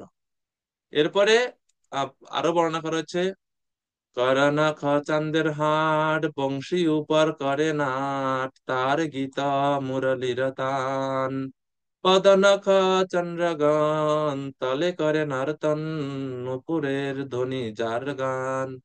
কিরকম সৌন্দর্য দেখছেন ওনারা, যে কর নখ, ভগবান শ্রীকৃষ্ণের হাতের, কর মানে হচ্ছে হাত, হাতের যে নখ সেগুলো হচ্ছে চাঁদের হাট। মানে এটা এটা একটা দুটা চাঁদ না, এখানে চাঁদের হাট বসছে। কিভাবে? মানে প্রত্যেকটা নখ হচ্ছে এক একটা চাঁদ। এবং তারা বংশীর উপর এই যে তারা এই এই এই চন্দ্রগুলো, এই কর নখরূপী চন্দ্রগুলো বাঁশির উপর নৃত্য করতেছে। হম, বংশীর উপর করে নাট, তারা বংশীর উপর, বাঁশির উপর, যখন কৃষ্ণ বংশীধ্বনি করে না, তো হাতগুলো তো নড়াচড়া করে। তো ওনারা ভাবছে, ব্রজগোপিকারা ভাবছেন যে এটা হচ্ছে কৃষ্ণের কি বলে এটাকে, এগুলো চন্দ্রগুলো বংশীর উপরে নৃত্য করছে। এবং পদনখ চন্দ্রগণ, ভগবানের পায়ের যে নখগুলো সেগুলো হচ্ছে চন্দ্রের মতো উজ্জ্বল। সেই চন্দ্রগুলো কি করে, নূপুরের ধ্বনির সাথে সাথে তারা নিচে নৃত্য করে। নাচে মকর কুণ্ডল নেত্র লীলা কমল, বিলাসী রাজা সতত নাচায়। রূধনু নেত্রবান ধনুর্গুণ দুই কান, নারী মন লক্ষ্য বিন্দে তাই। এই চাঁদের বড় নাট পশারি চাঁদের হাট, বিনিমূলে বিলায় নিজামৃত। কাহ স্মিত জ্যোৎস্নামৃতে, কাহারে ধরামৃতে, সবল করে আপ্যায়িতা। এগুলো অনেক উচ্চ স্তরের বিষয়। তো এইভাবে কৃষ্ণের মাধুর্য ব্রজবাসীর আস্বাদন করেন, যে যেরকম দ্বারকার রমণীগণ কৃষ্ণের মাধুর্য আস্বাদন করতেন। বিল্বমঙ্গল ঠাকুর কৃষ্ণ কর্ণামৃতে খুব সুন্দর একটা শ্লোক, তিনি ভগবান শ্রীকৃষ্ণের গুণমহিমা কীর্তন করতে করতে করতে করতে করতে এক পর্যায়ে ক্লান্ত হয়ে বলতেছেন, আমার দ্বারা কৃষ্ণের রূপ সৌন্দর্য মাধুরিমা পূর্ণরূপে বর্ণনা করা সম্ভব না। এই জন্য একটা শ্লোক রচনা করেছেন খালি মধুর। মধুরম মধুরম বিপুরস্য বিভো, মধুরম মধুরম বদনম মধুরম মধুগন্ধি মৃদুস্মিতমেতদহো, মধুরম মধুরম মধুরম মধুরম। শেষ। এটা হচ্ছে শ্লোক। এই শ্লোক মুখস্থ করা খুব সহজ, কারণ একটাই শব্দ আছে খালি মধুর মধুর মধুর মধুর। বিল্বমঙ্গল ঠাকুর কৃষ্ণ কর্ণামৃতে বলছে ভগবান শ্রীকৃষ্ণের বপু মানে শরীর অত্যন্ত মধুর, তার বদন তার থেকেও মধুর, মানে শরীরের থেকে মুখ আরো বেশি মধুর। তার মধুগন্ধি হাস্য, ভগবানের মুখের থেকে ভগবানের যে হাসি সেটা আরো বেশি মধুর। আহা, আর কি বর্ণনা করব, ভগবানের সবকিছুই মধুর। মধু ছাড়া আর কোনো শব্দ নাই আমার কাছে কৃষ্ণের রূপ কৃষ্ণের সৌন্দর্য বর্ণনা করার জন্য।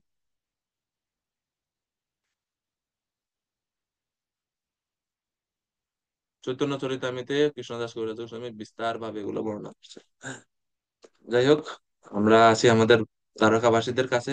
দ্বারকাবাসীরা পরে রাগ করবে, আমাদেরকে ছেড়ে ব্রজে চলে গেছেন আপনি বর্ণনা করতে। আমরা কি কম বলছি নাকি কৃষ্ণের সৌন্দর্য? আমরা শুনি ওনাদেরটা। 26 নম্বর শ্লোক। শ্রিয় নিবাসয়স্য রূপান পাত্রম মুখম দৃশাম, বাহবো লোকপালানাম সারঙ্গানাম পদাম্বুজম। বর্ণনা শুনলে আপনারা বুঝবেন বৃন্দাবনের ব্রজবাসীদের কৃষ্ণের বর্ণনা আর দ্বারকাবাসীগণের কৃষ্ণের বর্ণনার মধ্যে পার্থক্যটা। যেমন এই যে 26 নম্বর শ্লোক বলছে, চারটি অঙ্গের কথা বলছে এবং চারটি অঙ্গের বৈশিষ্ট্য বলছেন। বক্ষ শ্রিয় নিবাস ইয়াস্য রূ, উরাহা, যার বক্ষে লক্ষ্মী দেবীর নিবাস স্থল। ঠিক আছে। পানপাত্র মুখম দৃশাম, যার মুখ হচ্ছে চক্ষুর জন্য পান পাত্র স্বরূপ। বাহু বাহব লোকপালানাম, ভগবানের বাহু সেটা হচ্ছে লোকপালদের আশ্রয়। এবং সারঙ্গানাম পদাম্বুজম, যারা ভগবানের শুদ্ধ ভক্তগণ আছেন, গুণকীর্তনকারী আছেন, যারা সারঙ্গ ভক্তগণ আছেন, সারগ্রাহী ভক্তগণ আছেন, তাদের আহ আশ্রয় হচ্ছে ভগবানের শ্রী পাদপদ্ম। এভাবে ভগবানের রূপের বর্ণনা করছেন, সমস্ত সৌন্দর্যের আধার ভগবান। এই আহ তাৎপর্যে প্রভুপাদ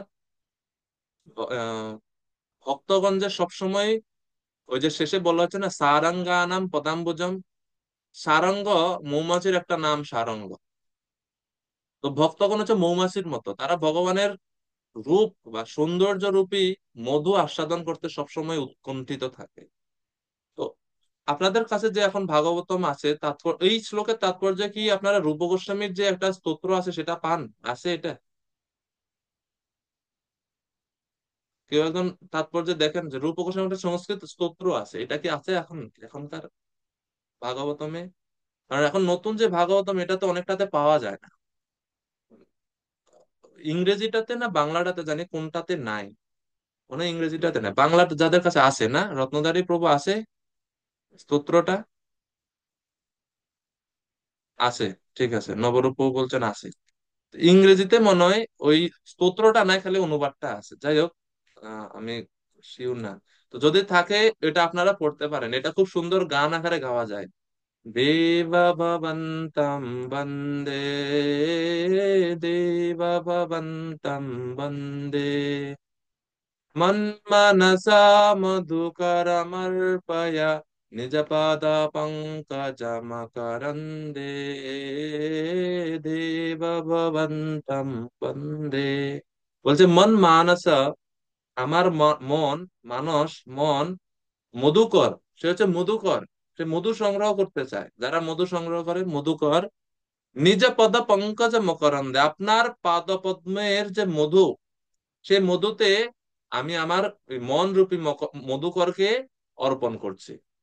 যে পদ, তো পরে বলছে, यद्यपि समादिषु विधिरपि पश्यति न तवत् नखाग्रम मरीचिम ইদমিচ্ছামি নিঃসম্ম তবাচ্যুত তদপি কৃপাৎ ভূত বীচিম। এটা সুন্দর গান আকারে আছে, ইউটিউবে সার্চ দিলে আপনারা পাবেন, পাবেন দেব ভবন্তম বন্দে লেখে।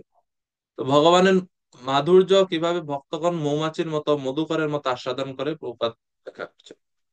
27 নম্বর শ্লোক, অচিন্ত প্রাকৃতিক বিশিষ্ট ভগবানের অচিন্ত বৈশিষ্ট্য বলছেন, सीतातपत्र व्यजनैरुपस्कृत प्रसूनवर्षैः विवर्षितः पथि विसङ्गवासा वनमालया बभौ ঘনো यथार्कूणोपचाप विद्युতैः। 27 নম্বর শ্লোক হচ্ছে ভগবানের এই সৌন্দর্যের কাব্যিক বর্ণনা, খুব সুন্দর এটা বর্ণনাটা। বলছে, শ্রীকৃষ্ণ যখন দ্বারকার রাজপথ দিয়ে যাচ্ছিলেন তখন তার মাথার উপরে শ্বেত ছত্র শোভা পাচ্ছিল, শ্বেত চামর বেজন করা হচ্ছিল এবং পুষ্প বৃষ্টির ফলে সারা পথ পুষ্পাচ্ছাদিত হয়েছিল। তখন পীতবাস ও বনমালা শোভিত শ্রীকৃষ্ণকে একসঙ্গে সূর্য, চন্দ্র, ইন্দ্রধনু ও বিদ্যুৎ শোভিত ঘন মেঘের মতো মনে হচ্ছে। মনে হচ্ছিল যে একটা ঘন মেঘ আসছে। সূর্য যখন থাকে তখন চন্দ্র থাকে না, আর সূর্য চন্দ্র চন্দ্র যখন নিষ্প্রভ থাকে তখন ইন্দ্রধনু দেখা যায়। কিন্তু যখন কৃষ্ণ আসতেছিলেন, সূর্য, চন্দ্র, ইন্দ্রধনু এবং বজ্র বিদ্যুৎ, মানে যে বজ্র, আকাশ থেকে যে বিদ্যুৎ চমকায়, সেই সবগুলো একসাথে দেখা যাচ্ছিল। কিভাবে? ভগবান শ্রীকৃষ্ণের যে পীতবসন, প্রপাত বলছেন ভগবানের অঙ্গকান্তি হচ্ছে মেঘের মতো। তো এই জন্য ভগবানকে মেঘের সাথে তুলনা করা হচ্ছে। ভগবানের শরীরটা হচ্ছে একটা মেঘ, একটু মনে মনে চিন্তা করেন, মেঘ। এবং ভগবানের মাথার উপরে যে শ্বেত ছত্র, ছত্র ভগবানের যে ছাতি, আমব্রেলা ধারণ করেছে, সেটা হচ্ছে সাদা। তো সেটাকে বলা হচ্ছে সেটা সূর্যের মতো উজ্জ্বল, এর জন্য সেটাকে সূর্যের সাথে তুলনা করা হচ্ছে। আর ভগবানের পাশে যে চামর দুলাচ্ছেন ভক্তগণ, এই চামরটা হচ্ছে সাদা, সেটাকে চন্দ্রের মতো মনে হচ্ছে। আর এই উপর থেকে যে রমণীগণ যে পুষ্প ফুল নিক্ষেপ করছেন, সেটা আকাশে তারার মতো মনে হচ্ছে। এবং ভগবানের শরীরে যে বসন ইন্দ্রধনুর সঙ্গে সেটাকে তুলনা করা হচ্ছে। এইভাবে চন্দ্র, সূর্য, বিদ্যুৎ চমকানো, তারা এবং ইন্দ্রধনু মানে রংধনু সব একসাথে ভগবানের শরীরে অনুভব হচ্ছিল। দূর থেকে মনে হচ্ছিল যে একটা মেঘ, আবার একই সাথে সূর্য, একই সাথে চন্দ্র সব একসাথে উদিত হয়েছে। এরকম এরকম কৃষ্ণের সৌন্দর্য বর্ণনা করা হচ্ছে কাব্যিক ভাবে, সাহিত্যিকের দৃষ্টিভঙ্গিতে। ভগবান, এটা হচ্ছে ভগবান অচিন্ত শক্তি, প্রভুপাদ বলছেন। এখন ভগবান শ্রীকৃষ্ণ আহ রাজপথ অতিক্রম করে উনি গৃহে প্রবেশ করলেন। ঠিক আছে, ঘরে যখন প্রবেশ করলেন প্রথমে আগে মায়েদের কাছে যাচ্ছেন প্রণাম করার জন্য। শ্লোক নাম্বার 28, তারপর তার পিতার আলয়ে প্রবেশ করে তিনি দেবকী আদি তার মাতাদের দ্বারা আলিঙ্গিত হলেন এবং তিনি মস্তক অবনত করে তাদের প্রণতি নিবেদন করলেন। তো মায়েদের প্রণাম করছেন। মাতাদের বলতে মা অনেকজন এখানে, মা অনেকজন বলতে বসুদেব তো অনেক কয়টা 13 জন ওনার স্ত্রী ছিলেন। তো সবাইকে উনি প্রণাম করছেন, রোহিণী মা আছেন, সবাইকে তিনি প্রণাম করলেন, বসুদেবের সমস্ত পত্নীগণকে। তারপর তিনি তার পিতারালয়ে প্রবেশ করে দেবকী আদি মাতাদের আলিঙ্গিত হলেন। তাদের দ্বারা মায়েরা কৃষ্ণকে, যেহেতু পুত্র আসছে এতদিন পরে, কৃষ্ণকে স্নেহ ভরে তার আলিঙ্গন করলেন এবং কৃষ্ণ ভগবান তিনি প্রণতি নিবেদন করে মাথা দিয়ে তিনি আশীর্বাদ প্রার্থনা করলেন। এইভাবে প্রভুপাদ বলছেন শাস্ত্রে 7 প্রকারের মা আছে। आत्ममाता गुरुपत्नी ब्राह्मणी राजपत्निका धेनु धात्री तथा पृथ्वी सप्तेता मातर स्मिता। প্রবাদ অনুবাদ দিলেন, প্রকৃত মাতা যার কাছ থেকে গর্ভধারিণী যিনি মা, গুরু পত্নী, ব্রাহ্মণ পত্নী, রাজপত্নী, গাভী, ধাত্রী এবং পৃথ্বী, এরা সকলে মা রূপে শাস্ত্রে বর্ণনা করেছে, তাদেরকে মায়ের মতো সম্মান করতে হবে। মাতৃ স্নেহ, কিভাবে মায়েরা স্নেহ প্রকাশ করছেন কৃষ্ণকে দেখে, মায়ের স্নেহের কথা বলছে 29 নম্বর শ্লোক। তাদের পুত্রকে আলিঙ্গন করে মাতারা তাকে তাদের কোলে বসালেন, তখন স্নেহবশত তাদের স্তন থেকে দুগ্ধ পরিত হতে লাগলো এবং আনন্দ অশ্রু দ্বারা তারা তখন শ্রীকৃষ্ণকে অভিষিক্ত করেছিলেন। কৃষ্ণ এখন কত বড় হয়ে গেছে, এমন হয়েছে কৃষ্ণ ছোট, কৃষ্ণ বড় হয়ে কৃষ্ণের বিয়ে করে কৃষ্ণের ছেলেও আছে, কিন্তু এখনো কৃষ্ণের যারা মায়েরা তারা এখনো কৃষ্ণকে ওই রকম স্নেহ করেন যেরকম ছোটবেলায় করতেন। একজন মা যখন স্বাভাবিকভাবে স্নেহ দ্বারা যখন আপ্লুত হন, সন্তান কাছে আসে, তখন মায়ের স্নেহের প্রকাশ হচ্ছে যে দুগ্ধস্খলিত হয় স্তন থেকে। এবং এত বড় হয়ে গেছে কৃষ্ণকে, তারপরেও এখনো ওনাদের ওই রকম ভাব, এখনো সেভাবে কৃষ্ণকে ওনারা দেখছেন, মায়েদের স্তন থেকে দুগ্ধ করে এবং আনন্দ অশ্রু দ্বারা তারা কৃষ্ণকে পুরো ভিজে মানে অভিষিক্ত করে ফেললেন, পুরো কৃষ্ণকে স্নান করা হয়ে গেছে আনন্দ অশ্রু, এত অশ্রু এইভাবে। প্রভুপাদ বলছেন, বৃন্দাবনে গাভীরা পর্যন্ত কৃষ্ণের প্রতি স্নেহাসক্ত ছিল। এখন দেখেন প্রভুপাদ এখানে গাভীর কথা, বৃন্দাবনের কথা মনে করলেন কেন? কারণ এই বর্ণনা যখনই আসে তখনই বৃন্দাবনের কথা আসবেই। প্রভুপাদ বলছেন বৃন্দাবনে গাভীরা পর্যন্ত স্নেহশীল ছিল, তিনি সমস্ত স্নেহশীলা গাভীর স্তন থেকে দুগ্ধ দহন করতেন। এটা হচ্ছে প্রভুপাদ এই বর্ণনা তাৎপর্য যখন বলছেন, প্রভুপাদের বৃন্দাবনের স্মরণ হয়ে গেছে, এই জন্য প্রভুপাদ ওইটা ওনার ওনার যে মানসপটে যেটা উদিত হচ্ছেন সেটা প্রভুপাদ এখানে তাৎপর্য রূপে লিখে গেছে। 30 থেকে 35 এখন মায়েদের প্রণাম করলেন, আর পিতৃস্থানীয় যারা তাদের কাছ থেকে তো আগে আশীর্বাদ নিলেন, এখন হচ্ছে উনি ওনার রুমে যাচ্ছেন। 16,108 নিজে এক কৃষ্ণ 16,108 রূপে সমস্ত প্রাসাদে প্রবেশ করছেন, সমস্ত মহিষীদের কাছে, রুক্মিণী, সত্যভামা, জাম্ববতী, কালিন্দী, সবাই সবার কাছে কৃষ্ণ এখন যাচ্ছেন।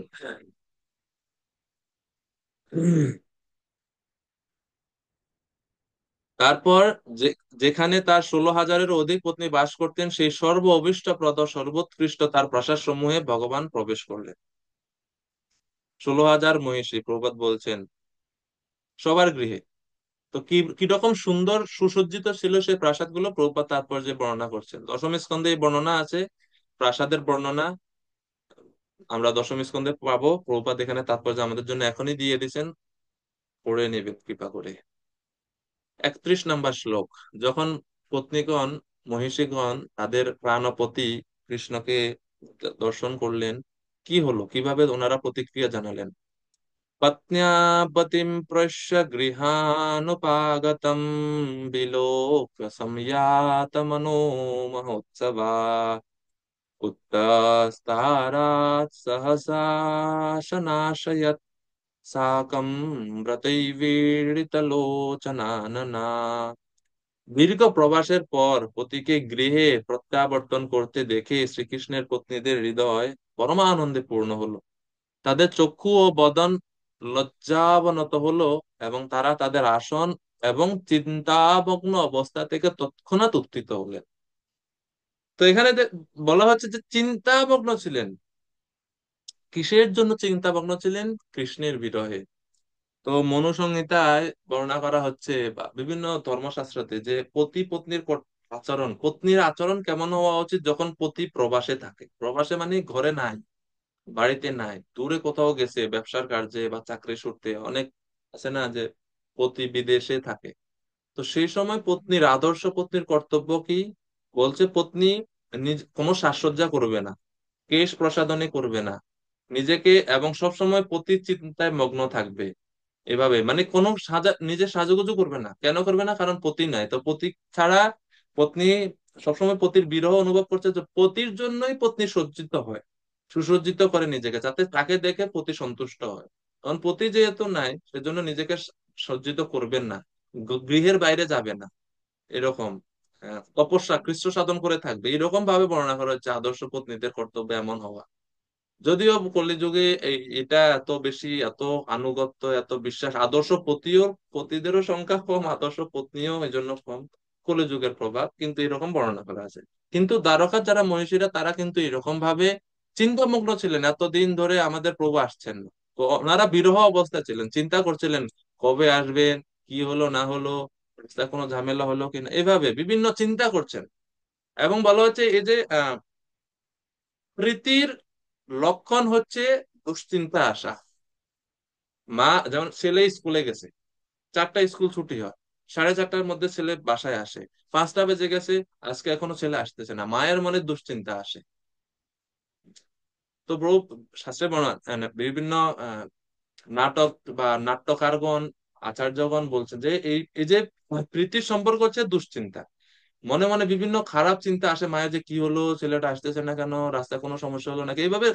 এটা হচ্ছে ভালোবাসার প্রকাশ, এই যে চিন্তাগুলো আসছে। তো ওনারা এরকম চিন্তামগ্ন ছিলেন, আর যখন দেখলেন যে কৃষ্ণ আসছে, তাদের আসন থেকে ওনারা উঠে দাঁড়ালেন, সহসা তৎক্ষণাৎ উঠে দাঁড়ালেন সম্মান প্রদর্শনের জন্য, এবং চক্ষু এবং বদন লজ্জাবনত হলো। এখন দেখেন, যখন একজন মানুষের সাথে নতুন নতুন সম্পর্ক হয় তখন লজ্জা কাজ করে, চোখে চোখ দিয়ে তাকানো যায় না, ঘোমটা ব্যবহার করে মায়েরা, বর্তমান সময়ের কথা বলি। কিন্তু যখনই আপনি 5 বছর 10 বছর একসাথে থাকবেন তখন আর লজ্জা লজ্জা কিছু কাজ করে না। কিন্তু আদর্শ পতি পত্নীর সম্পর্কে লজ্জা এবং এইটা শ্রদ্ধা, সম্ভ্রম, দুইটাই এটা সব সময় সারা জীবন থাকবে।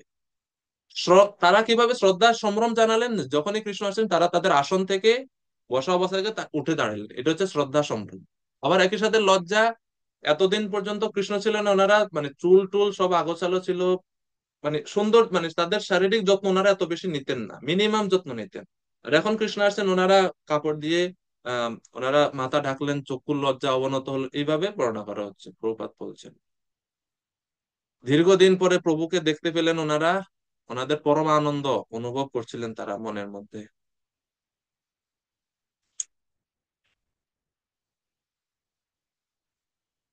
তো প্রভুপাদ বিশাল তাৎপর্য দিচ্ছেন এখানে, মহিষীদের কথা বলছেন, যে মহিষীরা এরকম মনে হচ্ছে তারা ধ্যান নিদ্রা থেকে উত্থিত হলেন, এরকম মনে হচ্ছিল তারা।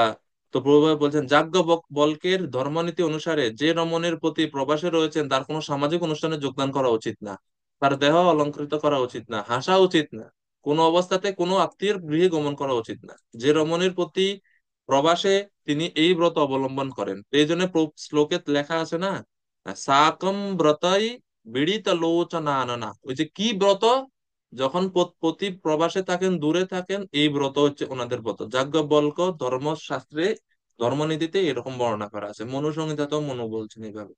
এটা যত বর্তমান সময়ে এটা কেউ আচরণ করে না, কিন্তু করা উচিত। 32 নম্বর শ্লোক। তাদের দুরন্ত ভাব ছিল এতই প্রবল যে লজ্জাশীলা মহিষীরা প্রথমে ভগবানকে তাদের অন্তরের অন্তঃস্থলে আলিঙ্গন করলেন, মানসিক ভাবে তারা ভগবানকে আলিঙ্গন করলেন, বাহ্যিক ভাবে আলিঙ্গন করতে পারছেন না এখনো। আহ তারপর তারা তাকে চোখ দিয়ে আলিঙ্গন করলেন, মনে মনে প্রথমে আলিঙ্গন করলেন, চোখের দৃষ্টি দ্বারা ভগবানকে দেখে চোখ দিয়ে আলিঙ্গন করলেন। তারপর তাকে আলিঙ্গন করার জন্য তারা তাদের পুত্রদের পাঠালেন। তো নিজেরা না গিয়ে আগে ছেলেদেরকে পাঠাচ্ছে, যাও বাবা আসছে, বাবাকে আলিঙ্গন, তো ছেলেরা গিয়ে বাবাকে জড়ায় ধরছে। তো বলা হচ্ছে যে এই যে পুত্র হচ্ছে তার অঙ্গের নিজেরই অঙ্গ, কেননা মায়ের শরীর, মায়ের কাছ থেকে সন্তানরা শরীর প্রাপ্ত হয়। তো এই জন্য বলছে, যখন পুত্ররা কৃষ্ণকে গিয়ে আলিঙ্গন করলো, সেটা তাদের নিজেদের আলিঙ্গন করার মতোই তৃপ্তি তারা মহিষীরা অনুভব করলেন। অনেক এটা মানসিক ইমোশনাল ব্যাপার এটা। হে বিভু শ্রেষ্ঠ, যদিও তারা তাদের অনুভূতিকে চেপে রাখার চেষ্টা করেছিলেন, তা সত্ত্বেও অনিচ্ছাকৃত ভাবে তারা অশ্রু বর্ষণ করছিলেন। কিভাবে তারা ভগবানকে আলিঙ্গন করলেন? অন্তরে, চোখ দিয়ে, এবং তাদের পুত্রদের মাধ্যমে। অশ্রু বর্ষণ কেন করছিলেন? আনন্দে, বিরহ ছিল এতদিন, এইভাবে। শ্লোক নাম্বার 33।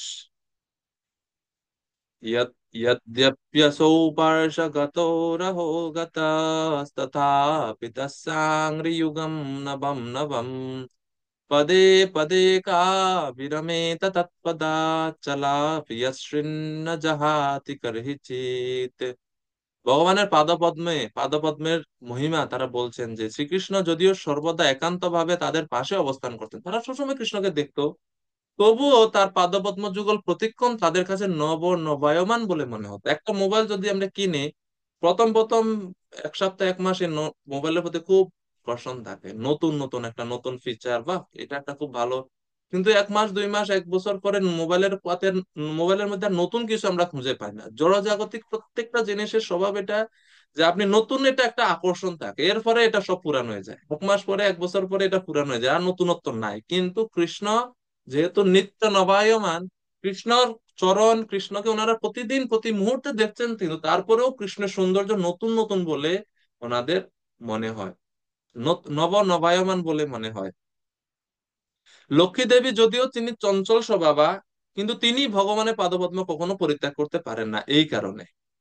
অতএব কোন নারী একবার সেই পাদযুগলের আশ্রয় গ্রহণ করে তার সেবা থেকে বিরত হতে পারে? এভাবে ওনারা আশ্চর্য প্রকাশ করছে। এরকম কেউ আছে নাকি যে ভগবানের পাদপদ্ম থেকে দূরে সরে যাবে, ভগবানের পাদপদ্ম সেবা করবে না? এরকম কেউ থাকতে পারে? এরকম ওনারা ভাবছেন যে এরকম কেউ থাকার মতো না। এভাবে এভাবে ওনারা ব্যাখ্যা করছেন।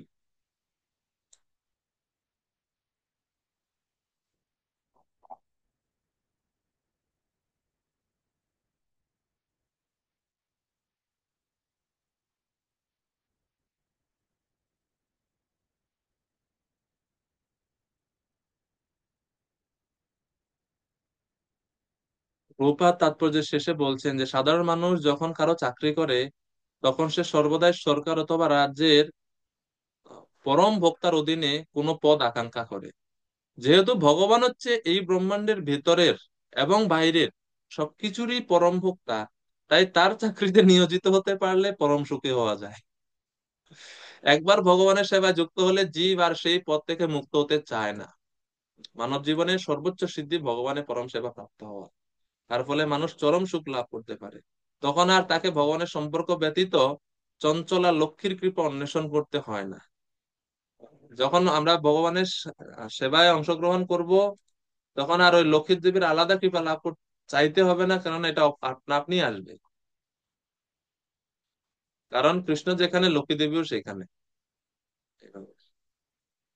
রমণীদের জন্য তার অপ্রতিহত প্রেমের স্বভাব প্রকাশের জন্য ভগবানের এখন অচিন্ত্য লীলা, 34-35 এই দুইটি শ্লোকে ভগবানের অচিন্ত্য লীলার কথা বর্ণনা করা হচ্ছে যে কিরকম ভগবানের অদ্ভুত অচিন্ত্য লীলা ছিল। एवं नृपाणां क्षितिभार जन्मनाम् अक्षौहिणीभिः परिवृत्त तेजसाम् विधाय वैरं श्वसनो यथा नलं मिथो वधेनापरता निरायुधा। তো একটা দৃষ্টান্ত দিয়ে বোঝানো হচ্ছে যে বায়ু যেমন বাসে বাসে পরস্পর সংঘর্ষণের দ্বারা অগ্নি উৎপাদন করে বাষ্পমনকে দগ্ধ করে, ঠিক একই রকম ভাবে পৃথিবীর ভার স্বরূপ অশ্ব, গজ, রথ পদাতিক সমন্বিত বহু অক্ষৌহিণী সেনাযুক্ত দাম্ভিক রাজাদের পরস্পরের মধ্যে শত্রুতা উৎপাদন পূর্বক ভগবান শ্রীকৃষ্ণ স্বয়ং তাদের বধ করেছিলেন। তো আসুরিক নেতাদের মাঝে শ্রীকৃষ্ণ যুদ্ধ বিগ্রহের প্ররোচনা দিয়ে তাদেরকে ধ্বংস করেছিলেন। ভগবান প্রভুপাদ এটাই তাৎপর্য ব্যাখ্যা করছেন। প্রভুপাদ বলছেন অবাঞ্ছিত শাসকদের মাধ্যমে যুদ্ধ হয়, যুদ্ধের কারণ হচ্ছে অবাঞ্ছিত শাসক, অবাঞ্ছিত শাসন ব্যবস্থা, এভাবে। এবং এটা সবকিছু ভগবানের অধ্যক্ষতা দ্বারা হয়, ভগবানের নির্দেশেই সেটা হয়ে থাকে। 35 নম্বর শ্লোক ভগবানের নরলীলা কেমন সেটা বর্ণনা করছেন ওনারা। মহিষীগণে বলছেন, সয়েষ নো নরলোকস্মিন অবতীর্ণ স্বমায়য়া রে স্ত্রীরত্নকূটস্থো ভগবান প্রাকৃতো যথা। সেই পরমেশ্বর ভগবান যিনি সমগ্র জগতের সৃষ্টি স্থিতি পালনের মূল, তিনি অহৈতুকী কৃপার প্রভাবে তার অন্তরঙ্গা শক্তিকে আশ্রয় করে এই পৃথিবীতে অবতীর্ণ হয়ে প্রাকৃত লোকের মতো সর্বশ্রেষ্ঠ রমণীদের মধ্যে অবস্থান করে আনন্দ উপভোগ করেছিলেন। তো এটা হচ্ছে মহিষীগণের দৃষ্টিভঙ্গি যে কৃষ্ণ যদিও পরমেশ্বর, কিন্তু তিনি আমাদের সাথে, আমাদের প্রতি অহৈতুকী কৃপা করে আমাদের সাথে আছেন, এবং একজন সাধারণ স্ত্রৈণ লোক যেরকম স্ত্রীর সঙ্গে থাকতে পছন্দ করে, কৃষ্ণ মনে হচ্ছে সেই রকমই আচরণ করছেন। কিন্তু না, কৃষ্ণ এখানে গৃহস্থ জীবনের আদর্শ হিসেবে গৃহস্থ জীবন কিভাবে যাপন করতে হয় সেটা এখানে আচরণ করে দেখাচ্ছেন লীলার স্বার্থে। কিন্তু কৃষ্ণ কখনোই আহ জড়জাগতিক ব্যক্তিদের মতো এরকম আসক্ত ছিলেন না। কারো প্রতি কৃষ্ণের আসক্তি নাই। কৃষ্ণ হচ্ছেন আত্মারাম, তিনি সমস্ত ইন্দ্রিয়গুলো ভগবানের অবিচল ইন্দ্রিয়। তো এখন এই 35 নাম্বার শ্লোক পড়ে আমরা হয়তো ভাবতে পারি, ও আচ্ছা, তাহলে কৃষ্ণ একজন লম্পট পুরুষের মতো। কিন্তু না, এর জন্য সাথে সাথে 36 নাম্বার শ্লোকে ভগবানের আহ, বৈশিষ্ট্য কি সেটা বলছে। 36 নাম্বার শ্লোক, যদিও পরমা সুন্দরী মহিষীদের গূঢ় ভঙ্গি সূচক নির্মল মনোহর হাস্য এবং সলজ্জ দৃষ্টিপাতে স্বয়ং কন্দর্প পরাভূত হয়ে হতাশায় তার পুষ্পধনু পরিত্যাগ করেন, এবং মহা ধৈর্যশালী সাক্ষাৎ মহাদেবও সম্মোহ প্রাপ্ত হন, কিন্তু তবুও তাদের মোহিনী বিদ্যা এবং আকর্ষণীয় শক্তির দ্বারা তারা ভগবান শ্রীকৃষ্ণের ইন্দ্রিয় বিচলিত করতে পারেনি। অর্থাৎ যে মহিষীগণ যাদের সৌন্দর্যে কামদেব পর্যন্ত মোহিত হয়ে যায়, মহাদেবের ধৈর্য পর্যন্ত নষ্ট ভঙ্গ হয়ে যায়, সেই রকম সৌন্দর্য কৃষ্ণের ইন্দ্রিয়কে ইয়াসেন্দ্রিয়ম বিমথিতুম কুহকই না শেখু, ভগবানের ইন্দ্রিয় বিচলিত করতে পারেনি। এই হচ্ছে ভগবানের আত্মার আমত্ত। এইভাবে প্রভাত তাৎপর্য বর্ণনা করছে। 37 থেকে 38, এখন ভগবান ও ভক্ত প্রকৃতির গুণ এবং প্রভাবের অতীত সেই বর্ণনা বলা হচ্ছে। 37 নাম্বার শ্লোক, মায়ামুগ্ধ বিষয়াসক্ত মানুষেরা শ্রীকৃষ্ণকে তাদেরই মতো একজন সাধারণ মানুষ বলে মনে করে। তত্ত্বজ্ঞানের অভাবে তারা নিরাসক্ত প্রাকৃত সঙ্গের অতীত শ্রীকৃষ্ণকে জড়ের দ্বারা প্রভাবিত প্রকৃতির বলে মনে করে। এটা হচ্ছে অজ্ঞান আচ্ছন্ন ব্যক্তিদের, তারা সাধারণ মানুষ বলে কৃষ্ণকে মনে করে, কিন্তু প্রকৃতপক্ষে ভগবান হচ্ছেন নিরাসক্ত প্রকৃতির অতীত। আত্মোপপন্নে আত্মোপমন্যে মেন মনোজম ব্যাপৃণ্যানম যথা বুধ। অবুধ যারা অততজ্ঞ তারাই কৃষ্ণকে সাধারণ জড় মানুষ বলে মনে করে, কিন্তু প্রকৃতপক্ষে কৃষ্ণ হচ্ছে অনাসক্ত এবং অপ্রভাবিত, কোনো কিছু দ্বারা প্রভাবিত নয় ভগবান। 38 নাম্বার শ্লোক এখন ভক্তদের কথা বলছে। 38 নাম্বার শ্লোক খুবই গুরুত্বপূর্ণ এবং সিদ্ধান্তমূলক শ্লোক, যে ভগবান যেরকম মায়ার অতীত, প্রকৃতির অতীত, যারা ভগবানের শরণাগত ভক্ত তারাও মায়ার অতীত। এতদ ঈশানমীশস্য প্রকৃতিস্থোপি তদ্গুণৈ ন যুজ্যতে সদাত্মস্থৈ যথা বুদ্ধিস্তদাশ্রয়া। পরমেশ্বর ভগবানের এমনই ঐশী প্রভাব প্রকৃতির অন্তর্ভুক্ত মায়া প্রপঞ্চে অবস্থিত হয়েও তিনি প্রকৃতির গুণের দ্বারা প্রভাবিত হন না। এটা হচ্ছে ভগবানের এমন শক্তি। তেমনি তার চরণাশ্রয় গ্রহণ করেছেন, অর্থাৎ ভগবানের চরণাশ্রয় গ্রহণ করেছেন যে সকল ভক্ত, তারাও জড়া প্রকৃতির গুণের দ্বারা প্রভাবিত হয় না। অর্থাৎ ভগবান এবং ভগবানের ভক্ত উভয়ই মায়ার প্রপঞ্চের অতীত। সর্বশেষ শ্লোক বলছেন প্রভুপাদ, আহ বর্ণনা করা হচ্ছে যে এমনকি যারা মহিষীগণ তারা ভগবানের মহিমা পূর্ণরূপে জানে না। বলছে যারা নাস্তিক তারা জানে না ভগবানের মহিমা, তারা ভগবানকে ভগবান বলে মানে না। আর যারা ভগবানের প্রেমী ভক্ত তারা ভগবানকে ভগবান বলে মানে না। এই দুই শ্রেণীর মানুষ কৃষ্ণকে ভগবান মানে না। এক হচ্ছে যারা নাস্তিক, তারা বলে কৃষ্ণ কিসের ভগবান। আর যারা ব্রজবাসী তারাও কৃষ্ণকে ভগবান বলে মানে না, তারা বলে কৃষ্ণ আবার কতদিন ভগবান হইলো। এটা আমাদের আনাই এইরকম ভাবে প্রেমী ভক্তরাও ভগবানের মহিমা সম্বন্ধে অত ওনারা এত ভগবান বলে মানে, তারা মনে করে কৃষ্ণ তো আমার সখা, কেউ মনে করে কৃষ্ণ তো আমার পুত্র, কেউ মনে করে কৃষ্ণ তো আমার প্রেমিক, এভাবে তারা মনে করে, ভগবান বলতে মানতে চায় না। বলছে তম মে নিরে বলা মোরা স্ত্রীনম চানুব্রতম রাহ অপ্রমাণা বিধাবর্ধু ঈশ্বরম মতয় যথা। সেই সরলা ও অবলা স্ত্রীগণ তাদের প্রিয়তম পতি শ্রীকৃষ্ণের মহিমা না জেনে মোহবশত তাকে তাদের বশীভূত ও একান্ত অনুগত বলে মনে করতেন। মহিষীরা ভাবতেন যে কৃষ্ণ আমাদের প্রতি আমাদের অনুগত এবং বশীভূত। এটা হচ্ছে তাদের সরল অবলা মোহবশত তারা এটা ভাবতেন। নাস্তিকেরা যেমন ভগবানের পরমেশ্বরত্ব উপলব্ধি করতে পারে না, তেমনি তারা যেহেতু মাধুর্য রসে ভগবানকে প্রতিরূপে মানতেন, তারাও তাদের পতির মহিমা রাজির পরিসীমা সম্বন্ধে অবগত ছিলেন না। এইভাবে একটা তারা হচ্ছে মাধুর্যতার দ্বারা ভগবানের মহিমা সম্বন্ধে অত জানতেন না, আর নাস্তিকেরা অজ্ঞানতার দ্বারা জানতেন না। একটা হচ্ছে যোগমায়ার প্রভাব, আর একটা হচ্ছে মহামায়ার প্রভাব। মহামায়ার প্রভাবে নাস্তিকেরা ভগবানের মহিমা বুঝতে পারে না, যোগমায়ার প্রভাবে মহিষীরা ভগবানের মহিমা বিস্মৃত হয়। এটা প্রভুপাদ এইভাবে ব্যাখ্যা করছেন। এক মহিষীরা হচ্ছে যোগমায়ার প্রভাবে ভুলে যায় কৃষ্ণ ভগবান, আর জড়জাগতিক মূঢ় ব্যক্তিগণ নাস্তিকগণ তারা মহামায়ার প্রভাবে ভুলে যায়। ইতি ভগবান শ্রীকৃষ্ণের দ্বারকায় প্রবেশ নামক শ্রীমদ্ ভাগবতের প্রথম স্কন্ধের একাদশ অধ্যায়ের ভক্তি বেদান্ত তাৎপর্য। হরে কৃষ্ণ হরে কৃষ্ণ কৃষ্ণ কৃষ্ণ হরে হরে, হরে রাম রাম রাম হরে হরে।